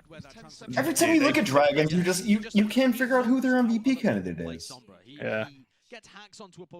Well, I mean, not Lip this series, just saying. Not Just Lip this series, but like this series, it's Izayaki and like Fleta again. But yep. Hence a void. Yeah, yeah. I'll throw some void in there for the alt eats. Sure. Lee Jigon and Fade are always in the cover. Like, it's just silly. It's just silly. If there's one thing I'm sad about, a little sad about this meta is Lucio isn't in the meta. If there is a hero that isn't, it doesn't seem like Lucio is, and that means I get to see less Lee Jigon Lucio. Oh yeah. Yeah, but we also did throw down like his 9 environmental thing. Oh yeah. It's not that he's bad on the other heroes he plays. It's just like that he's just such a fun style of Lucio. Right. But we did play that ad nauseum. We played that like 8 times. Yeah, that was kind of sick. A minute 40. Just what you were saying earlier. And follow up there as well. Like Fado dove in with the blink and pulse bombed, and then Fate rolled through everybody, so everybody just got bunched up, and then it hit a few people and killed 2. was kind of nutty. Yeah, Fade's kind of decent. Fade good. Fade ball not bad. It's still very winnable. I mean, 125 now. Like, this isn't losable. That's not 2 fights. Shanghai. Yeah, if Shanghai doesn't win 2 fights. Speaking of movement tech, by the way, a little bit earlier, Fate did a little bit there when you kind of just roll up a wall. That is some of the funniest stuff I've seen when, like, good ball players like Ball Overwatch or like Yeetle, for example. Leave is also still leave, so there's that. Yeah, yeah, bro. I mean, just insane. Just the movement tech is on another level sometimes. It's kind of filthy. Tim, did you ever see? I don't know if you ever. You definitely probably did. But the triple ball boop, the going fireball 3 times, but like slowing down. Was that intended ever? To happen? Yeah, no, we're very prescient game developers now. It was not intended. I can't imagine it was. I mean, actually, Ben, did you send that video out? I can't recall who did it, but like, would it show up on Reddit or whatever? I think you might have sent it out, and me and Derek are like, "Oh crap." Yeah, that's where I always feel really bad because almost I have to reach out to Derek, and it's gonna create work for him. That's okay. They cut him in check every 2 weeks. Now, don't get me wrong. When I saw that video, my first instinct was to log into the game as Ball and try to get the timing down myself. And it's really satisfying to get right. And I never got it right in an actual match. Wow. Hey, look, we get to go. That shouldn't have go again. That shouldn't have happened. I was like, yeah, maybe they just win here. Maybe, oh, well, okay, maybe they don't actually. Maybe we should get back to the game. 3-1, very possible right now for everybody's Preds. There you go. Jesus, yeah, like you said, Hex, before, the Hunters have held Eichenwalde first a couple of times before, so there you go. It's a very good map for Chengdu. They've kind of been crushing Eichenwalde recently. And even as good as Shanghai put on there, and Flutta did, and everyone did, but still Leave exists. So Leave's still pretty good. Yep. It exists. It's one of their best maps. It's one of Chengdu's best maps. Yeah, that losers pick working in their favor, hands down. Right, yeah, we've got another quick break here, so we'll quickly jump into another question. Overwatch League Stream On with T-Mobile Fan Connection is presented by T-Mobile, the leader in 5G. And we do have a question here from Clear Together. What hero would you like to see buffed, and in what way? Or which hero would you least like to see buffed? So we'll start with Tim again. How you feeling on that one? Which hero would you like to see buffed and in what way? Or which hero would you least like to see buffed? Oh man, I don't think you can legally answer this, can you? I probably can't legally answer it. This is really problematic to answer it. I would like to see the training bot buffed. Very good. Just maybe 25 more health. Makes sense. No, just do it conservatively, guys. You have to work very carefully. And then I'd like to see. Let's see here. The butler, or no, the cabaret singer in Paris. I think she needs to be nerfed. Okay. I think bit she too needs OP. to be. But singing too good. Yeah. People stay in spawn too long. Right. That's a good one. All right, Ben, how about you? I'll give you a weird answer. So Go on. I'm looking at both buffs and nerfs here for every hero. So my one of the things that I've always talked about is he's been writing to Jeff Goodman ever since. No, I've been arguing with Avril on Twitter. I have actually pitched this to Jeff. I think I did this in where I want to see every hero get their ult twice as fast, but I want every ult to be half as strong. Oh yeah. So I think that ultimates have this tendency of feeling like, okay, you have to, but I want ultimates to feel more tactical, but I also want them to not just be another ability that you press. You still have to earn them, right? Okay. So that if you reduce the strength of them, but also still have them, another thing is ultimates are very fun to press, right? So you don't want to take away the identity of them, and having them happen more often is fun. But you don't want them to be broken, right? Of course, there's going to be like, how do you define half strength and that all that kind of stuff. But that's something I've always wanted to experiment. That's a really that seems like a arcade mode waiting to happen. Oh yeah, quick, but they're not. Isn't that already an arcade mode? Isn't that like you can adjust certain settings about it. You can definitely make ults happen twice as fast. I don't know about making the half as strong bit. I don't know if Workshop is quite. That would be yet. very tricky, difficult. Yeah.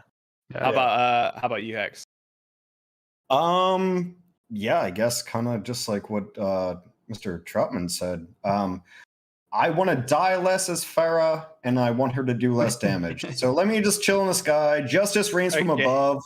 Let me just at least hear the end of the voice line. Let me just get to the end of the voice line. That's all I want. Give Pharah some armor. Above. Yeah, something like some that. armor. Yeah. Okay. Yeah, she's wearing like a rocket That's a little bit suit, too right? much. Okay. Sure, just let me live through it. I just want to. Maybe she gets a little bit of armor when she hits her Q. That's when you get. Yeah, something like that would be more reasonable. Like puts the helmet down. Yeah. I don't care if it does 5 damage, 10 damage, whatever. Just let me live through the ult. That's it. I think we might have done an experiment where maybe I don't know if we ever did it as an experimental card. No, you've never done it. I've never lived through an ult. I know. It was where if you use Pharah's ult, you can actually move a little bit. Oh yes, you did that on the experimental one recently. That was the big one. Yeah. With that wouldn't help me because that was the April Fool's one, right? Yes, it was. Yeah. That was a wild time, by the way. I had so much fun on Doomfist. Like any kind of character that can stay in the air. We talked about it with the Pharah and the Echo thing at the very start of the stream, but anything that character can kind of stay in the air, pretty OP it turns out. Sigma in that mode, immortal, and me as Doomfist punching upwards was so stupid. I loved it. That was always. I don't want Jaws to have any fun, so change that. Okay. Like whatever I asked for, please do that. Yeah. That's perfect. That was one. Oh, go ahead. Go on, Ben. No, you finish your thought. Oh, I was gonna say that Doomfist change is also anyone who has a rocket should rocket up, including Doomfist, including Reinhardt. Okay. if you charge like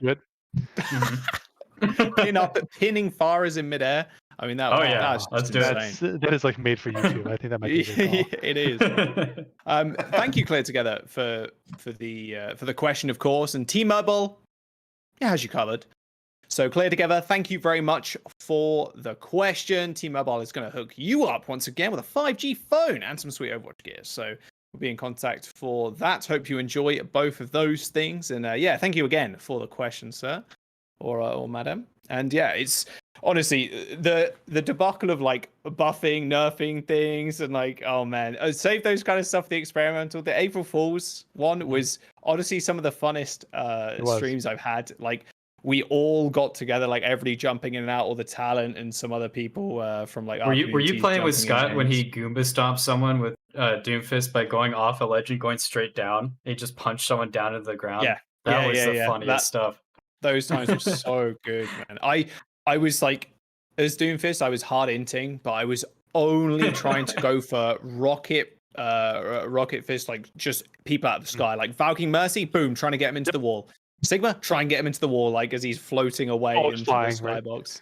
It was so silly. Gravity no longer applies to Sigma. Yeah. Yeah, the Sigma stuff is so nuts. It was there's a clip of one of our friends on primaling as Winston and just like jumping at the Sigma over and over again, just trying to smack him like, why won't you die? Oh, Josh got that really funny clip with Torb, because Torb, when he hit overload, had increased damage with hammer.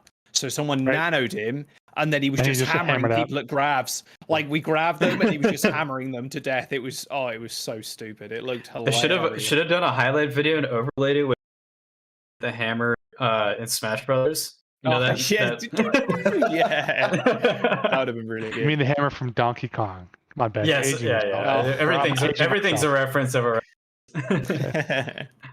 All right, so potential final map. We're going on to Escort as our next one for 2-1 and Dragons. 2-1. You've got time. You've got time to change your predictions. Who's got Chengdu? No one has changed their predictions. That's terribly scientific. If we I'm happy where I'm at. Gibraltar. I like Gibraltar for Chengdu. I love Well, not Gibraltar bad. as a map. I don't think a lot of people do. It's a fantastic map. It's fantastic. Yeah. It's one of the ones where I can feel safe in playing like Widow on a first point on. And you guys all stay. Yeah. You're all staying in Shanghai, huh? Oh, not Yes. me. No one is going to change their pred. There is nobody. I'm sorry, X. No one's going to join you on the dark side. Whatever, idiots. I got hunters, so let's go. Someone's gonna take hunters, right? Hey, I'm just saying they have potential. Okay, maybe not that much potential. Yeah. Just a single map. No, not very much, but this is going to be a fun broadcast if I take Chengdu. So we're going to take Chengdu. True. And if they do win, it'll be a fun broadcast for everybody, not for Shanghai fans. Bring it in the games against the best, and they help. That offense too first. Like I kind of don't think it's going to happen. I kind of don't think it's going to happen, but if it did though, is Lip really going to play Doom? I was so excited. Their Lip was hovering Doom. Yeah, I know. But he can step up. There's not like too many diags on this first. Although I'm saying that like Doomfist goes for crazy plays in Overwatch League. So I'll tell you what's already a good sign is that they didn't put Jimmy in. So that's a good sign. What do you think of the Sigma pick on defense here? I think it's crazy strong. Personally, like just holding an off angle with Sigma. There's like so many off angles on this map, and just denying a lot of that high ground too. The rock is pretty big, but it depends what Chengdu roll out with though, because I expect the Dragons what they expect is Chengdu going to run ball, which is exactly what they're doing. So like just denying the ball to get on high ground and like getting the slams down is pretty big. And of course you set up like a 4-2, sorry, where you have Lip, Lijigon, Izayaki, and Void sitting on one thing, and then you have Fate and Fleder then just diving in. You like soften them up with the Ash, and then you dive in with a pair. I think it's very strong. Chengdu's gonna run Ball Tracer Sombra. That's what they run. Coordinating the dives. Ash is such a fun hero to play on this map as well, for all the same reasons you play Widow. Like you can escape vertically in so many directions and go up and down, like with the coach gun. Yeah, someone's got to deal with it. See that the perfect it happened there, where like the ball rolled up, but instantly discorded, boom, dead, easy. Ooh. Actually, I have a question, Tim, about Sigma. You were talking before about how you kind of, when the game released and then as it slowly started to develop, you guys kind of realized the roles that each individual hero played, like main tank, off tank, and whatnot. When you came to Sigma, did you expect him to be played more of an off tank or a main tank? Main tank with the barrier, yeah. Really? Yeah, it's weird. Also, I don't know if it ever made live, but we had a weird version of Symmetra where she was able to shoot out a barrier, kind of like what Sigma. I do believe that did go to live. Did that actually go live? Okay, Yeah, I'm pretty sure it did. Yeah, that was like I remember that. On, right? But like we had to tune it weird because I don't know. I assume she was off of support at that point in time. I'm going back in time here, but yeah, we definitely wanted to find a place for that ability, but then also introduce another barrier tank because maybe we were sick of seeing like just Reinhardt and Orisa all the time. Yeah. But yeah, the whole notion of being able to control that barrier is what we assumed main tank was going to be all about. But I think eventually, as we tuned him, particularly with respect to his ability to CC and do damage, I think he settled into a slightly different role. Yeah, it was fairly, because everybody thought initially, it's like, oh, it's main tank, but then it's like, well, actually, it works better with other main tanks. Like, now he's just classified as off tank. Yeah. I also love how unique his damage abilities are. Like coming up with the ideas of the hypersphere and the rock. Yeah, like ricochet. It's such a unique weapon, and I don't know of many things that have replicated it. Monk is crazy. He just got 4 kills. Him and Yveltal just stood in a corner, and Monk just kind of just dead while Yveltal just pocketed him. That was fantastic. Zenyatta played the highest level, was crazy. Yep. Oh yeah, I love the play. To be a Zenyatta with someone pocketing you. I mean, look at this. Yveltal is body blocking. Like, it's so silly. Like Zen is my favorite hero hands down. Like the reason why I play support now and like a flex support is because of Zen, because no one else played healer like way back when I first started playing the game. So I was like, oh, I'll just play healer, whatever. Like, I'll just take one for the team, you know, because I wanted to play damage. And I was like, oh wait, Zen does damage, a lot of damage, and I can heal too. Yeah, it was the perfect hero for myself. Oh, well, that's one of the best things about Overwatch, though, is even when you're playing supports, you feel like, oh, I can still shoot people. Right. It's been a great job of designing supports of like, oh yeah, I'm DPS, but yeah, I'm support. It's the best thing about it, honestly. Just killing people. You think about like Ana, Zen, like yeah, I'll play support, but yeah, I'm here to shoot. Yeah. What's cool about Zen's design as well is that the heal happens without much intervention beyond choosing a target to heal. Yeah, focus on shooting, right? Zen, your healing is just accidental, really. Yeah, it's just you're hitting shift whenever you see the health bar looks a little too low. There's a lot of cool like strategy implications to that too. When some of your supports are like the combination of your two supports are worth an additional DPS. Like that's even become a thing in WoW lately, where World of Warcraft that is, where in the World First race they're stacking paladins right now because paladins do so much damage, or paladin healers that is. Really? So it's interesting to like that's happened in Overwatch. It's happened in World of Warcraft. I'm sure it happens in other games with supports that deal damage too. If you're doing your job efficiently, you've got time to do the damage, you know. That's why I do pistol mercy at every opportunity. That makes perfect sense, honestly. But if you pistol every single time. If you Discord anti somebody, they're just deleted. They're just they're done. That right click as well, so satisfying from Izzyaki just right clicking a tracer as soon as she zips around the corner. It's like, yeah, good luck. Go to spawn, see you, mate. Another extremely satisfying thing. There's something that's so satisfying about the Zenyatta right click fire if you land all those headshots in a row, and that's again another nod to the sound design, like the feedback mechanisms there are for when you're actually hitting your shots. Like it's so good. Yeah, it feels so meaty. Hitting that I miss super fast right click though, when it used to like go at light speed and just obliterate people. That was there's a lot of new GMs minted when Zenyatta was that strong. Avoid wow, the Chengdu Hunters might actually finish this. Looking at their ult bank, they just pop rally. Oh, nice eat by Leave. Void though. Yeah. Wow, and that EMP from both teams was very meh. Yeah. And now it's just a fight in a corridor, and people are just dying somehow. This is when Overwatch looks its best. 6 people on top of each other fighting with explosions. Yep. Well, there was a couple moments, again, bringing back that King's Row map from yesterday, where it felt like Dallas was on the receiving end of that. Just a lot of pain in a small room, you know? Yeah.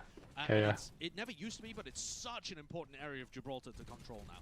Because it offers the quite horrible at this point as well. Like Shanghai have the EMP, they're going to be able to just stall with it.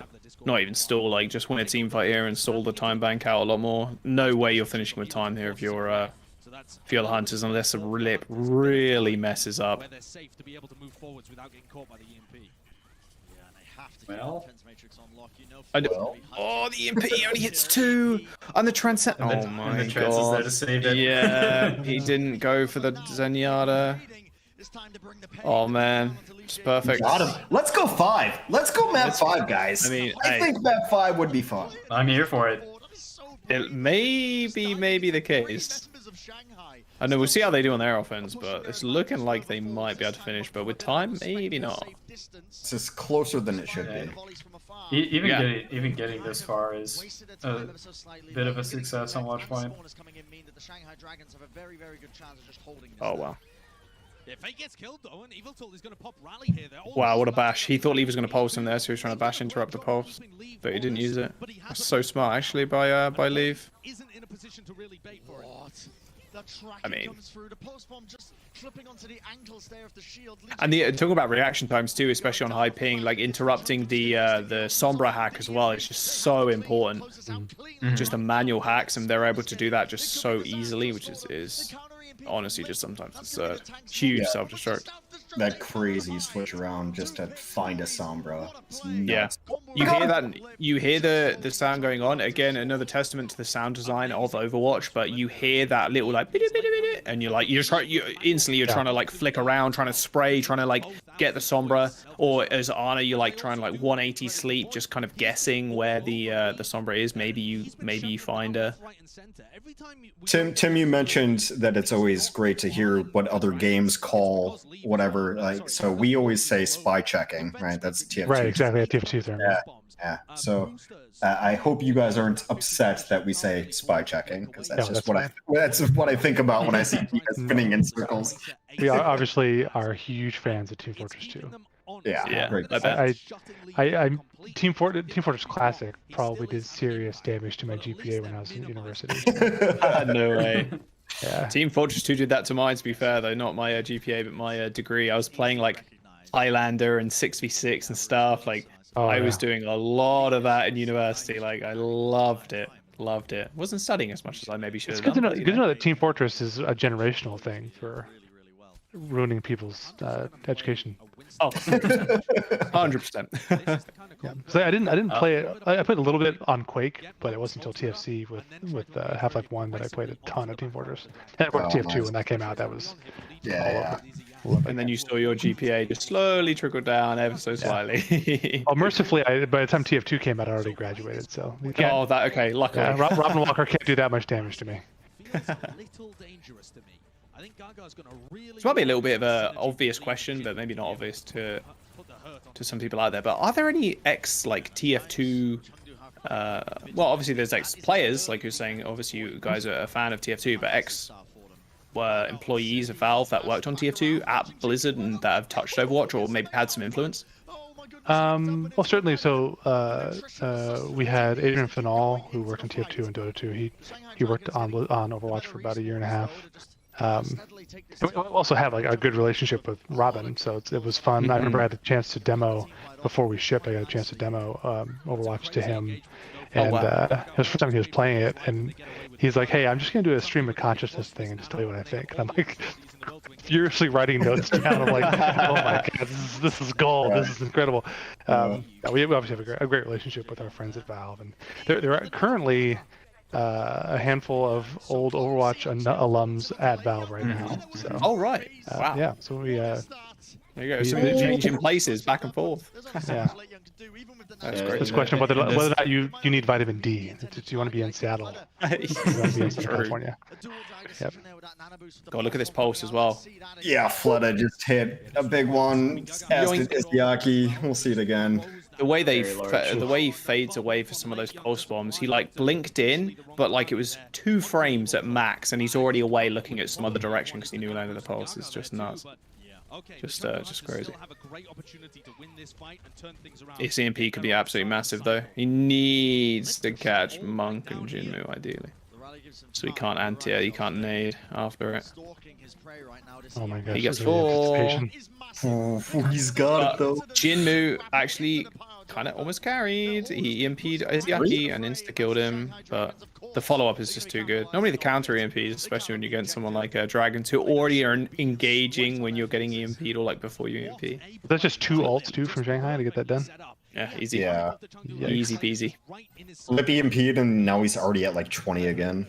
Yeah, and they saved Transcendence too, because Jinmu ended up killing him, but hey, that doesn't matter because Shanghai already won the fight, so feeling pretty good if you're Shanghai right now, especially with your ult bank, because you can now just Transcendence the grab for free, which is great. If Chengdu just stops them this map, we're going to 5, and that's Control, and Control is Chaos, and Chengdu is Chaos, so...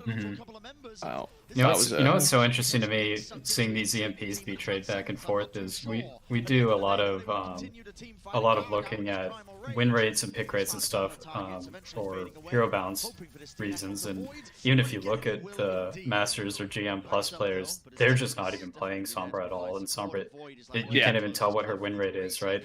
Yeah. And it's just a testament to like you almost it's very hard to balance heroes that are so dependent on teamwork, especially teamwork at the L level, right? Sure. Yeah, I think that's the difference, right? With GM players tend to be solo or duos, right? Yeah. You don't get a lot of 6 stacks. It's also less like from my perspective and just my experience, like people don't play Sombra because it does feel like a cheap hero sometimes in queue. because you can just take advantage of like a completely uncoordinated team with a Sombra, and like I think people more or less like to play fun heroes too, or like what they perceive to be fun, like the hit scans. There's just like a ton of hit scan players on ladder. Like the Sombra can just be it's so much more hit and miss than it is in Overwatch League games, that if you're on an Ashe, if you're on a Kree, a Genji, a Tracer, like it's much easier for yourself to just carry, as it were, as well. Yeah. So and that's one of the kind of lighthouses of that analysis. That no matter where McCree is on his win rate, he'll always be highest on pick rate because people like the shooty gun guy. Yeah. All that said, APAC plays like 100% Sombra. So they just always play Sombra. They're just expecting these team fights, and they know how to rotate it in and out. I mean, the Shanghai Dragons are underneath them. They're contesting the payload anyway, so that becomes very 30. Like I said, Can we do this? Yeah, this, I mean, 3 minutes for, what, 50 more meters, like, around this corner. This is the last big turn here, so. This is, I mean, Shanghai, like, if the Chengdu need to take this fight early, because then at least they get another fight, but they also need Late Young to build up to this grab. They're fighting in this corridor again. I don't think I've seen more fights in this corridor than I have seen in this series, to be honest. I think with their comp, I think you have to, right? Because you can't play on the corner, for sure. the sightlines for it. Yeah, they have to take fights, because otherwise they're just going to get EMP'd by Lip. And they're going to get EMP'd by Lip anyway. So. Right, imminently. I'm watching Late Young spy check here. He's trying. Swinging the beam around. They have to try to win 2 fights without Lip killing them all. Gonna be tough. Oh, they got him. Huge pick, actually. Yep. No ults, please. Why is Fate feeding? No wave flit. Oh, he got bashed out of his pulse, I think. He threw it, but didn't connect. Maybe he got bashed, or maybe just missed.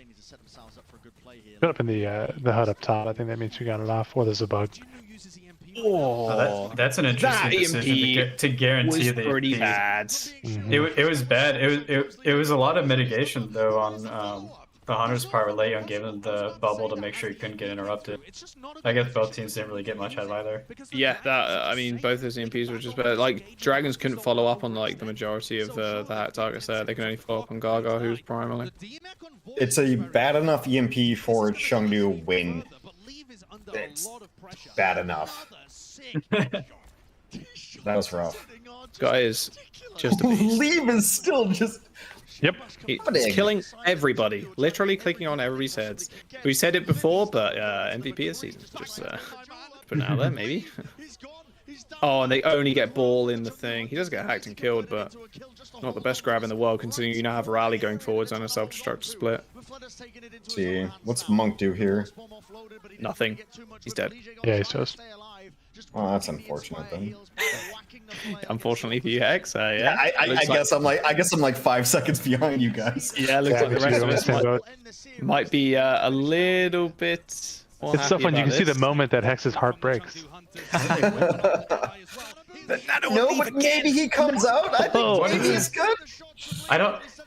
They somehow win this fight, and I just don't know how or why. Because I don't. The EMP. It didn't even look like the EMP. All right, so we have like 40 seconds left. Kim, Shanghai. Someone has to win. Yeah, it's not even. This is the curse of Overwatch, though. This is the thing. It doesn't matter how little time you have left. That last fight, you will lose it on defense 100% of the time. Like, you're like, we can do it. 10 seconds left. We lose. Hunters have the rally though. Yeah, that is true. Rally a little better than Trance. Yep. It just kind of depends if they lose someone early. I don't know if Lip is going to use him on the Deadeye. I don't think we're going to see much of that. Yeah, I like Primal better than whatever Shanghai has here. Yep. Oh no. Especially yeah, just to keep him up point. He's also doing negative damage from that range. Oh, I don't think he should do that. Lip, you're better than that. Oh, let's go to 5. Let's go to 5. Let's go to 5. I thought he had him. I thought he had Gaga him there, yeah. A beautiful eat. Oh my. Another. I'm sorry, I'm ahead. I'm reacting to things you haven't seen yet. No, it's another nano. Yeah, another nano. Another nano. They're just nanoing Leaf, and he just rolls through people, and he gets stuck by Pulse Bomb. Doesn't matter. Just nano the McCree, man. It's easy. Wow. Game 5 for. I never doubted. My old Chinese friends. Let's go to 5. Yes. No way. Is this I told you guys. I watched this Chinese teams like 5 years ago. Before Contender Season 0 is when I was watching these Chinese guys. So I'm a stan. I'm not gonna lie. I'm a huge stan. Let's go late young. Let's go Leave. Let's go Gaga. Leave taught the world how to play Doomfist, and then nothing was ever the same. Yeah, absolutely. I'm thrilled for it. Nice. I feel like the dragons at this point are almost boomed. Like actually boomed. They look like it. Yeah. No, I mean, look at Void. To... Like he's just like slumping back. Like come on. Lit too. The only person that looked kind of like in his like not in his head was Flutter. And it's the thing is, it's so hard to tell how Chengdu is feeling because they're so stone faced most of the time. Yeah. Leave and Jimu's expressions don't really change much. But we know they're happy inside, and that's the important thing. Oh, there's the replay of Monk just killing everybody too. Yep. Feeling pretty good.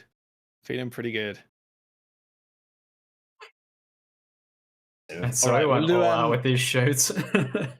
Yeah, we'll do our last little question segment here before. Do we not have breaks in this segment, Jaws? Like I've had to pee for so long. You can go now. It's fine. God, it's fine. Whatever. No, yeah, I mean, okay, you can wait. That's fine too. That's fine. Come on. Okay, last little question here. The Overwatch League Stream On with T-Mobile Fan Connection is presented, of course, by T-Mobile, the leader in 5G. We do have a final question here, a bit of a meme one, but we thought we'd give it to you. Sky Storm King, with the reference that hopefully everybody should know. You like jazz? There's my best B-movie impression. You tried. I tried. We were talking about it before, but Planet was saying that obviously B-movie being a little bit of a meme, but you can find a GIF of the entire film, which is ridiculous at this point. Yeah, that's a rude thing I used to do is send GIFs of the B-movie to people on Discord to crash them on mobile. I mean, you're just a cruel human being. Super cruel. And somehow he got like promoted. Like I used to know Ben, and he was just not doing anything. Somehow he got promoted. Okay. He was like looking up stats for like old Ghost of Gamers games. I don't know what you were doing, and then somehow you're like full-time employee at Blizzard. Like crazy. Well, the amount of times I DM him, I hope he gets promoted. And I hope he gets paid well. Just saying. But yeah, thank you so much for the question. Sorry, go on, Ben. Before I was gonna say your DMs are always interesting. I learned game, especially our matchmaking system every time. Well, I'm glad I'm not being annoying. I'm glad you learn a little bit here and there. Thank you so much for the question. Or it wasn't really a question. It was a bit of a meme, but that's fine. Skystorm King, thank you very much. T-Mobile has you covered, though. Skystorm King, thanks for the question. And yes, even memes get rewarded here. T-Mobile is going to hook you up with a 5G phone and some sweet Overwatch gear as well. So thank you so much for that one. It looks like Zoe needs a little bit of help, by the way, as well. These segments have been phenomenal to this tournament. I've loved the CSI skit that we had. Of course, Hex is proud to, I think, to show a lot of those off. A lot of them are his ideas, or at least he writes some of them too. So thank you for Hex for doing a lot of these. They've been amazing. If you had a chuckle, then I'm happy for you. Yeah, of course. We try to make you laugh once in a while. That's it. Completely out of left field and off the topic already, but Tim, what has actually been your favorite meta that's ever arisen in Overwatch? Jeez. I think he's gonna say goats, so I'm gonna go. I'm not gonna say goats. I almost said goats. It's probably goats.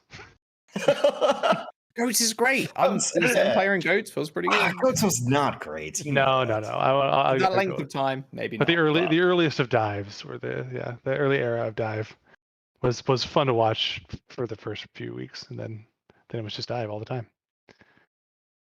True. Yeah. I mean, yeah, it's the goats comp. I would agree, the kind of the same thing. It's like, oh man, it was super fun, and honestly, some of the funnest times I've had in Overwatch being protected by 5 people as I play Zenyatta feels pretty good. But yeah, it's definitely a comp that gets a little bit stale after a little while. Can you call pulled pork a meta, or is that just a gimmick? Oh, the pulled pork meta? Yeah, no, that was kind of a meta for a little while. I played a lot of hog during that era. I played a ton of hog. The hog one tricks on ladder, loved that meta. Oh my word, you really knew what the hog one tricks were when the pulled pork meta came out. All of them came back. Yeah, so it would nag the tank. Yeah, pretty much. We were talking earlier about the early days of Hook, and anytime I hear someone wish for the meta of Hook 1.0, I know they can't be trusted. No, they did not play the game at that point. I swear. No, they played. They played Roadhog. Never hooked. Or they were Roadhog players. That's the whole notion. Like when we design some of these heroes, the question is always: is the hero fun to play, and is the hero fun to play against? That's always the question that I'm curious if you guys have answered. We always have that conversation, and the Hook 1.0 was not fun to play against. Yeah, you getting grabbed. That's why our buddy Mark had to spend months on it. So. I bet that seems like a very complicated thing to kind of sort out as well. Like not a simple fix. There's a lot of like geometry involved in that. That's exactly right. Yeah, it's a whole lot of, and it's really nuanced too. It's like you kind of like roll over someone as Roadhog and say, "How did that feel? Was that okay?" Yeah. And obviously, it's not going to be a positive answer. So it's a lot of stuff that's fun to play. It's always like, is it fun to play against? Like that's always the question. I don't have any fun playing the game, by the way, Tim. I'm sorry. Wow.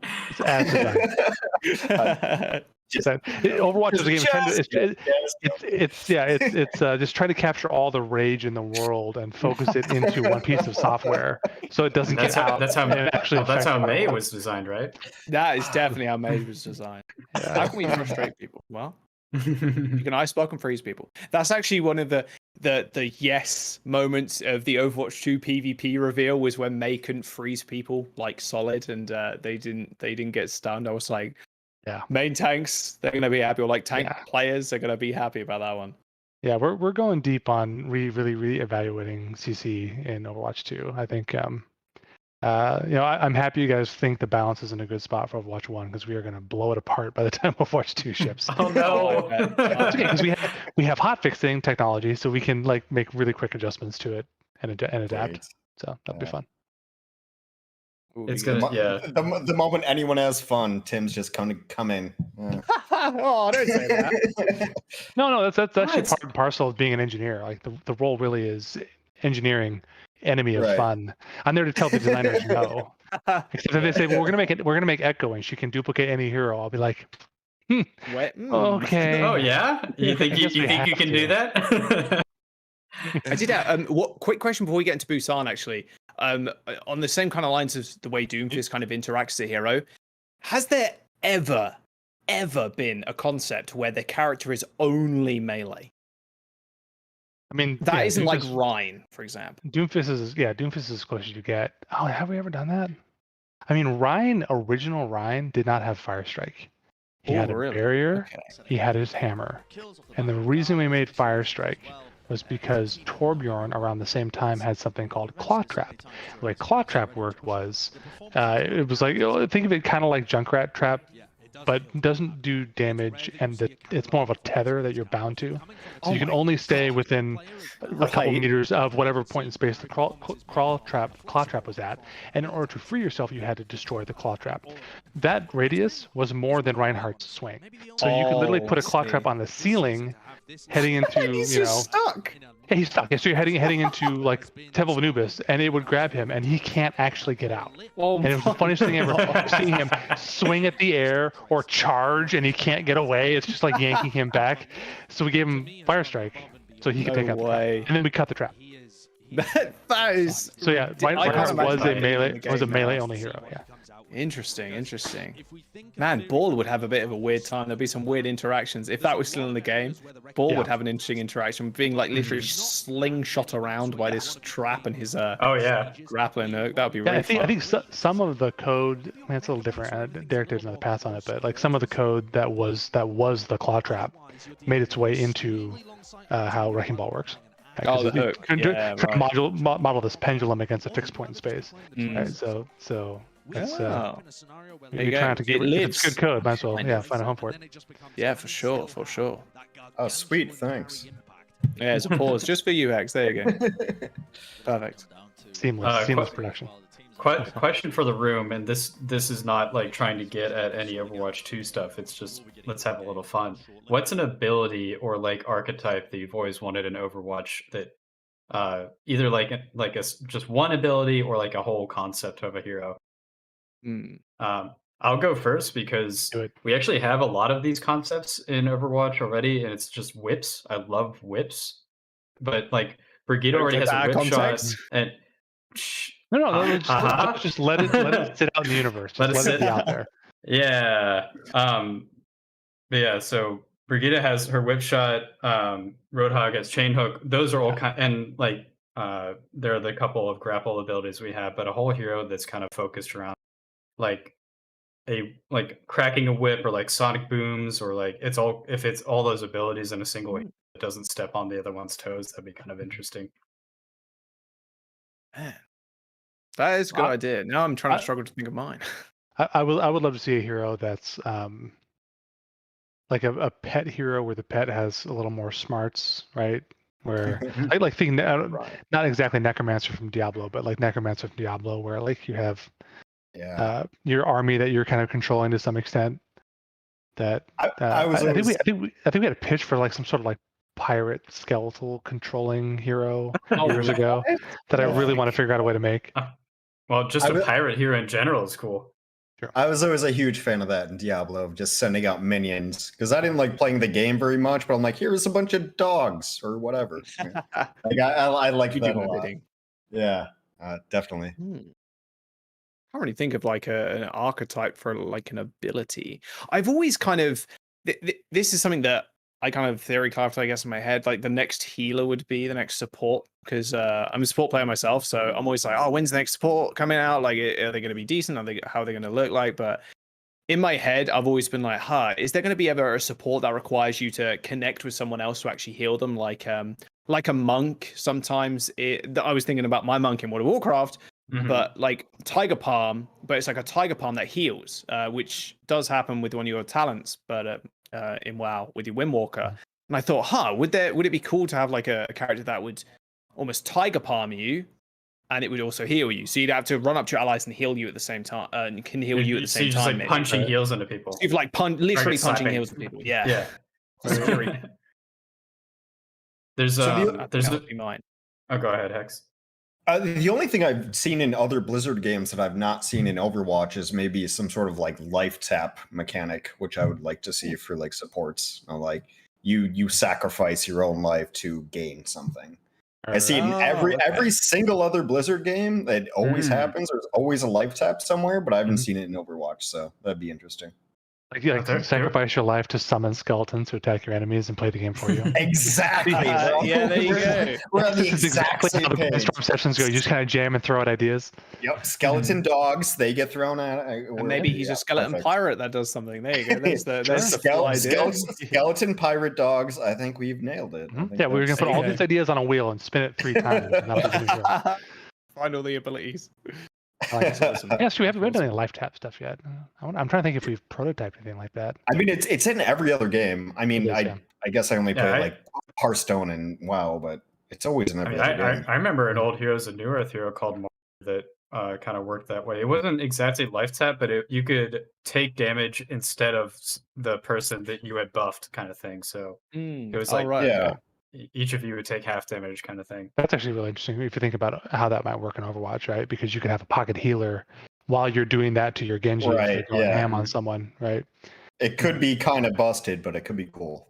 Yeah. There's an item actually in League of Legends that does that. Knight's Vow, I think, is the item. But yeah, you as a support, you take the damage, your person that you've put it on takes the damage, and you take a portion of it. So you like tank it yourself. So that's. Or if you want to make it an alt, you could just make Spirit Link Totem. Spirit Link Totem. Yeah. Okay. Yeah. Just importing World of Warcraft stuff. Yeah. There's actually a gun type from Halo that I really loved and would want to see as just a primary fire for Overwatch, and that's a Covenant Carbine. Oh, I was about to say. I knew you were going to say Carbine. That gun's so fun. That gun That would feels be so very good. cool. Carbine's a cool gun. Mhm. By the way, on the same lines, I was very happy when Batiste had like a triple burst, like a battle rifle. I was like, man, this feels like Halo. Like I grew up with Halo way back when, like Halo 1, Halo 2, playing on the original Xbox. Squad playlist. Yeah. And playing with the battle rifle is some of like my favorite memories. And it's like a very satisfying gun to use. And I found a Batiste rifle kind of the same thing, where like it's like a burst fire and it does feel pretty satisfying to shoot people fixed recoil and all that stuff. Yes. Yeah. I was very happy about that. Was that an inspiration by any chance? Oh, they always are. But you have to have that juicy Halo headshot where their head just explodes in like steam. Yeah. Or like in Halo Reach, where you can equip things like confetti when you headshot somebody and they die. And Grand birthday party. Grand birthday party skull. Yeah, that was it. Yeah. Yep. Super cool. Skulls as an idea, I think, is really cool too. And we played a bit with that with like our archive stuff with the challenge missions, but there's something cool about taking the rules that and then mixing them up in a really weird way. Yeah, and making them your own almost. Yeah, the skulls in Halo are always really fun. I remember like playing Halo 2, and we used to have save states for like, oh, this save game will quickly load into this one because then we can get Grunt Birthday or we can get this other skull. And of course, later down the line, you could then toggle them off and on the options in the campaign and play with whatever you liked. Maybe Overwatch 2 has something like that as well. The single player seems pretty interesting. The game is just gigantic. We have so many opportunities to add all sorts of fun stuff with it. So Easter eggs are some of my favorite things. Sure. Are we gonna get vehicles? Vehicles in Overwatch 2? We're gonna Warthog? A Warthog. Maybe ride Orisa. I don't know. Like I think you can do workshop modes where you ride as Orisa. So. Yeah, you can. You can do the jousting. It's so silly. Yeah, we did that in one of these tournaments, right? Mm-hmm. Yes, we did. Yeah, we did. Yeah, we had Orisa joust. Like, that was the last tournament. By the way, guys, it's we're like 10 seconds away, and it's 2-2 from Chengdu versus Shanghai. Yeah, a little bit insane. I just want to tell you guys, I'm probably right. I'm probably right. Well, okay, wait until we get onto control. Like, only one way to find out. Yeah, exactly. Control's up next. Can't draw. Which control is this? Were you going to Nepal? Oh, yeah, I think it was. Yeah, I can't remember. I looked away from the screen for like half a second. Oh, Busan. It's been like 2 hours, so don't worry about it. It's literally. So remember when we were joking about that this was gonna maybe be a 3-0? Yeah, that was fun. We're like, how are we gonna fit the ad reads in? And I was slowly getting darker. Yeah, Josh, did you get all the ad reads in? Because now's the time. I got them all. Just got the outro, and then we're good. Way to go, Jack! I'm so proud of you. Yeah, I know. And thank you, T-Mobile, as well, for putting on this little co-stream with everybody. It's been rather fun so far. Much appreciated. Hex was the original ad sellout guy. I remember back in the Go-To Gamer days. Yeah, I'm the king of that. Sellout. For sure I am. I wasn't even getting paid back then. Jaw's actually getting paid. Oh, right. I thought you meant for now. I'm like, back then I wasn't getting paid for casting. What do you mean? Like way back in the day. Yeah, I wasn't getting paid for anything. They're showing highlights, by the way, of Yveltal on this from the series. Just bashing like every EMP, and just providing a front line. What do we think about Brigida highlights? Do we like Brigida highlights? When they're bashing things when it's stuff like that? Yeah, absolutely. Yeah. Absolutely. All right. When they're just rallying, maybe not the best highlight in the world. Right. Oh, okay, so it was Busan. Okay, cool. Okay, downtown Busan is a really weird map. Really odd the way you can play it. Like, and this is it. I always thought Ball is extremely good here because it's like easy access to high ground, easy access to power driver, but you can get poked out as well. Like, you can stand all the way at the back and stop a lot of these comps. Like, look what Dragon's doing. They just want to play the soften you up with the Faro and then kind of lip hack somebody. It's a really good map. Man, look, they're on a corridor. And now Fletcher exists. Separate the weak from the herd, and that was a hard throw for Monk. What? No way. He was like, the rest of his team backed up, and he was just stood there like, what? That looks like a massive miscomm. Yeah, they just left him alone. Oh, they're switching up now as well. Okay. I was really hoping to see some be Farah. This might be the last chance. I don't think Jin was going to do it. No, I think it's going to be Echo. I think they need the Sombra for this wrecking ball.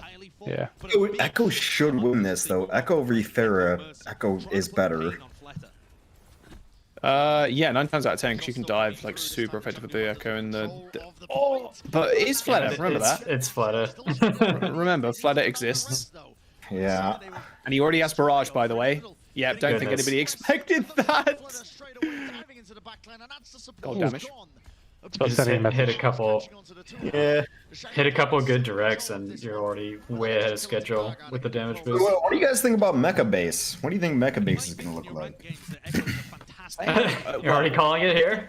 Yeah. Is the answer Tracer and Sombra? Yeah, I think so. I mean, you can play Echo on that map, but it's just not nearly as good as the Tracer. Like the range in which you play with the Tracer is just so effective. They've even nanoed Fleta, by the way, and he's just killed everybody. So that was kind of cool. Yeah. Well, I mean, if we go along that line of thinking, that will probably be a better look for the Hunters then, because then they can get leave on the Tracer, they get Fleta off the Farah, and kind of try to make it work. They did grab that point, I guess. How did Lip die? Did he fall off the map? Because he might have got run over. And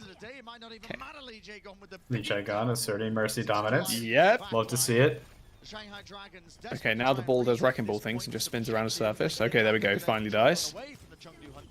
This is really good. I mean, the Shanghai Dragons, they've got EMP. Like, it's going to be a little bit more difficult for Hunters to EMP the Dragons. On this map, you can play so split. Like, it's so difficult to nail one person down if you're Jinmu here. Yeah, and the high ground is kind of strange, right? It's like a half full high ground. It's like if you took Oasis and split it in half and then threw a train on the other side of it. Yeah, it's such a weird shape. Super odd. And that... Whoa, he almost slept him as well. The EMP hit too, but it doesn't matter. Wow. I mean, both equally not great EMPs there from either team. They hit two, then they lost their main support. Yeah. Oh, there you go. That, I mean, that was a steamroll. Yeah. A little bit absurd. Alright, let's see the adjustments, I guess. Yeah, Mecha. This is the problem with Control. I wouldn't say the problem, but like this is the dice that you roll with Control. Like what map or like what round like is it going to go on? Are we going to Mecha Base? Are we going to go to Shrine? Like, yeah, it can be kind of cruel sometimes, you know, that that kind of RNG. But I mean, White Down Chengdu's favor this time around. So, Tim, I've always thought that Control maps were always just very different. Is that, like, something you guys specifically make for the map? But, like, it seems like Control always has, like, one outlier. Oh, yeah, I would that's a better question for Aaron. But, yeah, we obviously want maximum variety out of this stuff. And it's cool because there's 3 and because of how the odds work. If you want to go kind of nut on a particular one of the points, you can do that. Okay, both of these teams have just chosen not what I would have expected. I'll be completely honest with them. Yeah. I don't think Izayaki should have died to a Torp turret there, but he did. That seems a little bit questionable, but it doesn't matter. I mean, the speed boost with the Mei is just so good. Yeah, it is. Yeah. So good. They're putting out Doom now as well. I don't mind the Doom pick actually. Mm-hmm. They need to make space. Yeah, it makes so much space. You can dodge Mei a lot of the time too. You can force or block super easily as well. You're hard to hit with the right clicks. Like, I don't mind it one bit. But the playing on the point, again, kind of relies on the walls coming up for Doom fit. They gave up the point though. Chengdu's playing kind of slowish. Yeah, I don't know why. It seemed the start of that fight you would have thought Chengdu would win it, but I felt they had the advantage and they just kind of chilled. I'm not the sure fire strike, it hurts. Yeah. I mean, they lose this fight like it's rough. Yeah. I mean, it's almost over at this point as well. Like 30%, we're talking like maybe 65 when Chengdu Hunters take over, but the Dragons can hold so close because they have Blizzard and Ward and Ryan. Like, yeah, they haven't been. But what about Rally though? I mean, the rally's going to have to be gargantuan because as soon as that rally comes out, Fleder just throws a Blizzard and you Yep, and then you just freeze it. Yep. Or the beat didn't get Fleder and he was trapped behind wall. What a sick wall from Jinmu. it's not gonna matter. Wow. Unfortunately. Oh, I'm 5 seconds behind you guys. Way. Kind of way though. Yeah. Like I'm just upset. Like I think Chengdu had that first fight. Chengdu just didn't want to take the first fight. It was weird. Yeah, it was weird. Wow. Yeah, when the point got capped, I felt like there's like 2 people alive on either team. Like, it was like 6v4. Like, yeah. I don't know why Chengdu just hung out. They didn't do anything. Yep. Fake just goes to the fire strike, and that should be it. I mean, Fleder even died previous fight, like the perfect wall off, but now he has Blizzard still because he didn't need to use it. Yep. Yeah, it should be over.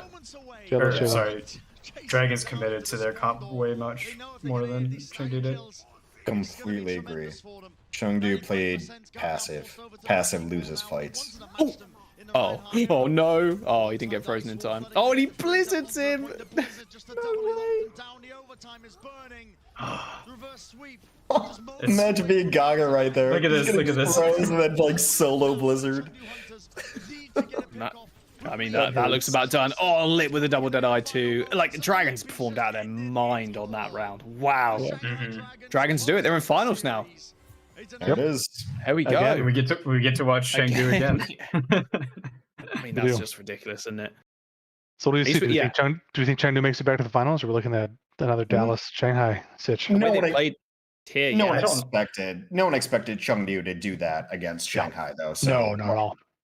I can't tell if they're gonna be like worn out from this match or if they're just gonna be amped up and just whoever wins the next match is gonna have less around time. So maybe Chengdu will get to like calm down and like collect themselves, but it's a lot of different factors.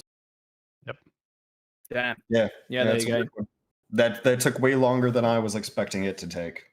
Now, of course, we have both NA teams facing off, so that'll be the Dallas Fuel and the Atlanta Reign, and then the winner of that will face Chengdu to determine who is the second team in the finals against Shanghai. But that is actually it for us today. But I'll do a little round of final thoughts, I guess, coming out from today. It's been mighty fun, by the way, getting to sit down with you, both Tim and Ben, and just like talk about the game and like, you know, getting a insight into how the game was made and just all these little bits and pieces that you don't normally get to see or hear has been fantastic. So I really do appreciate you both coming on, and Tim especially, like your insight into the very, very earliest stages of the game has been very You're cool. old. Thank you for telling us old stories. No. I do appreciate it. It's been a pleasure to share some time with you guys and watch some Overwatch League.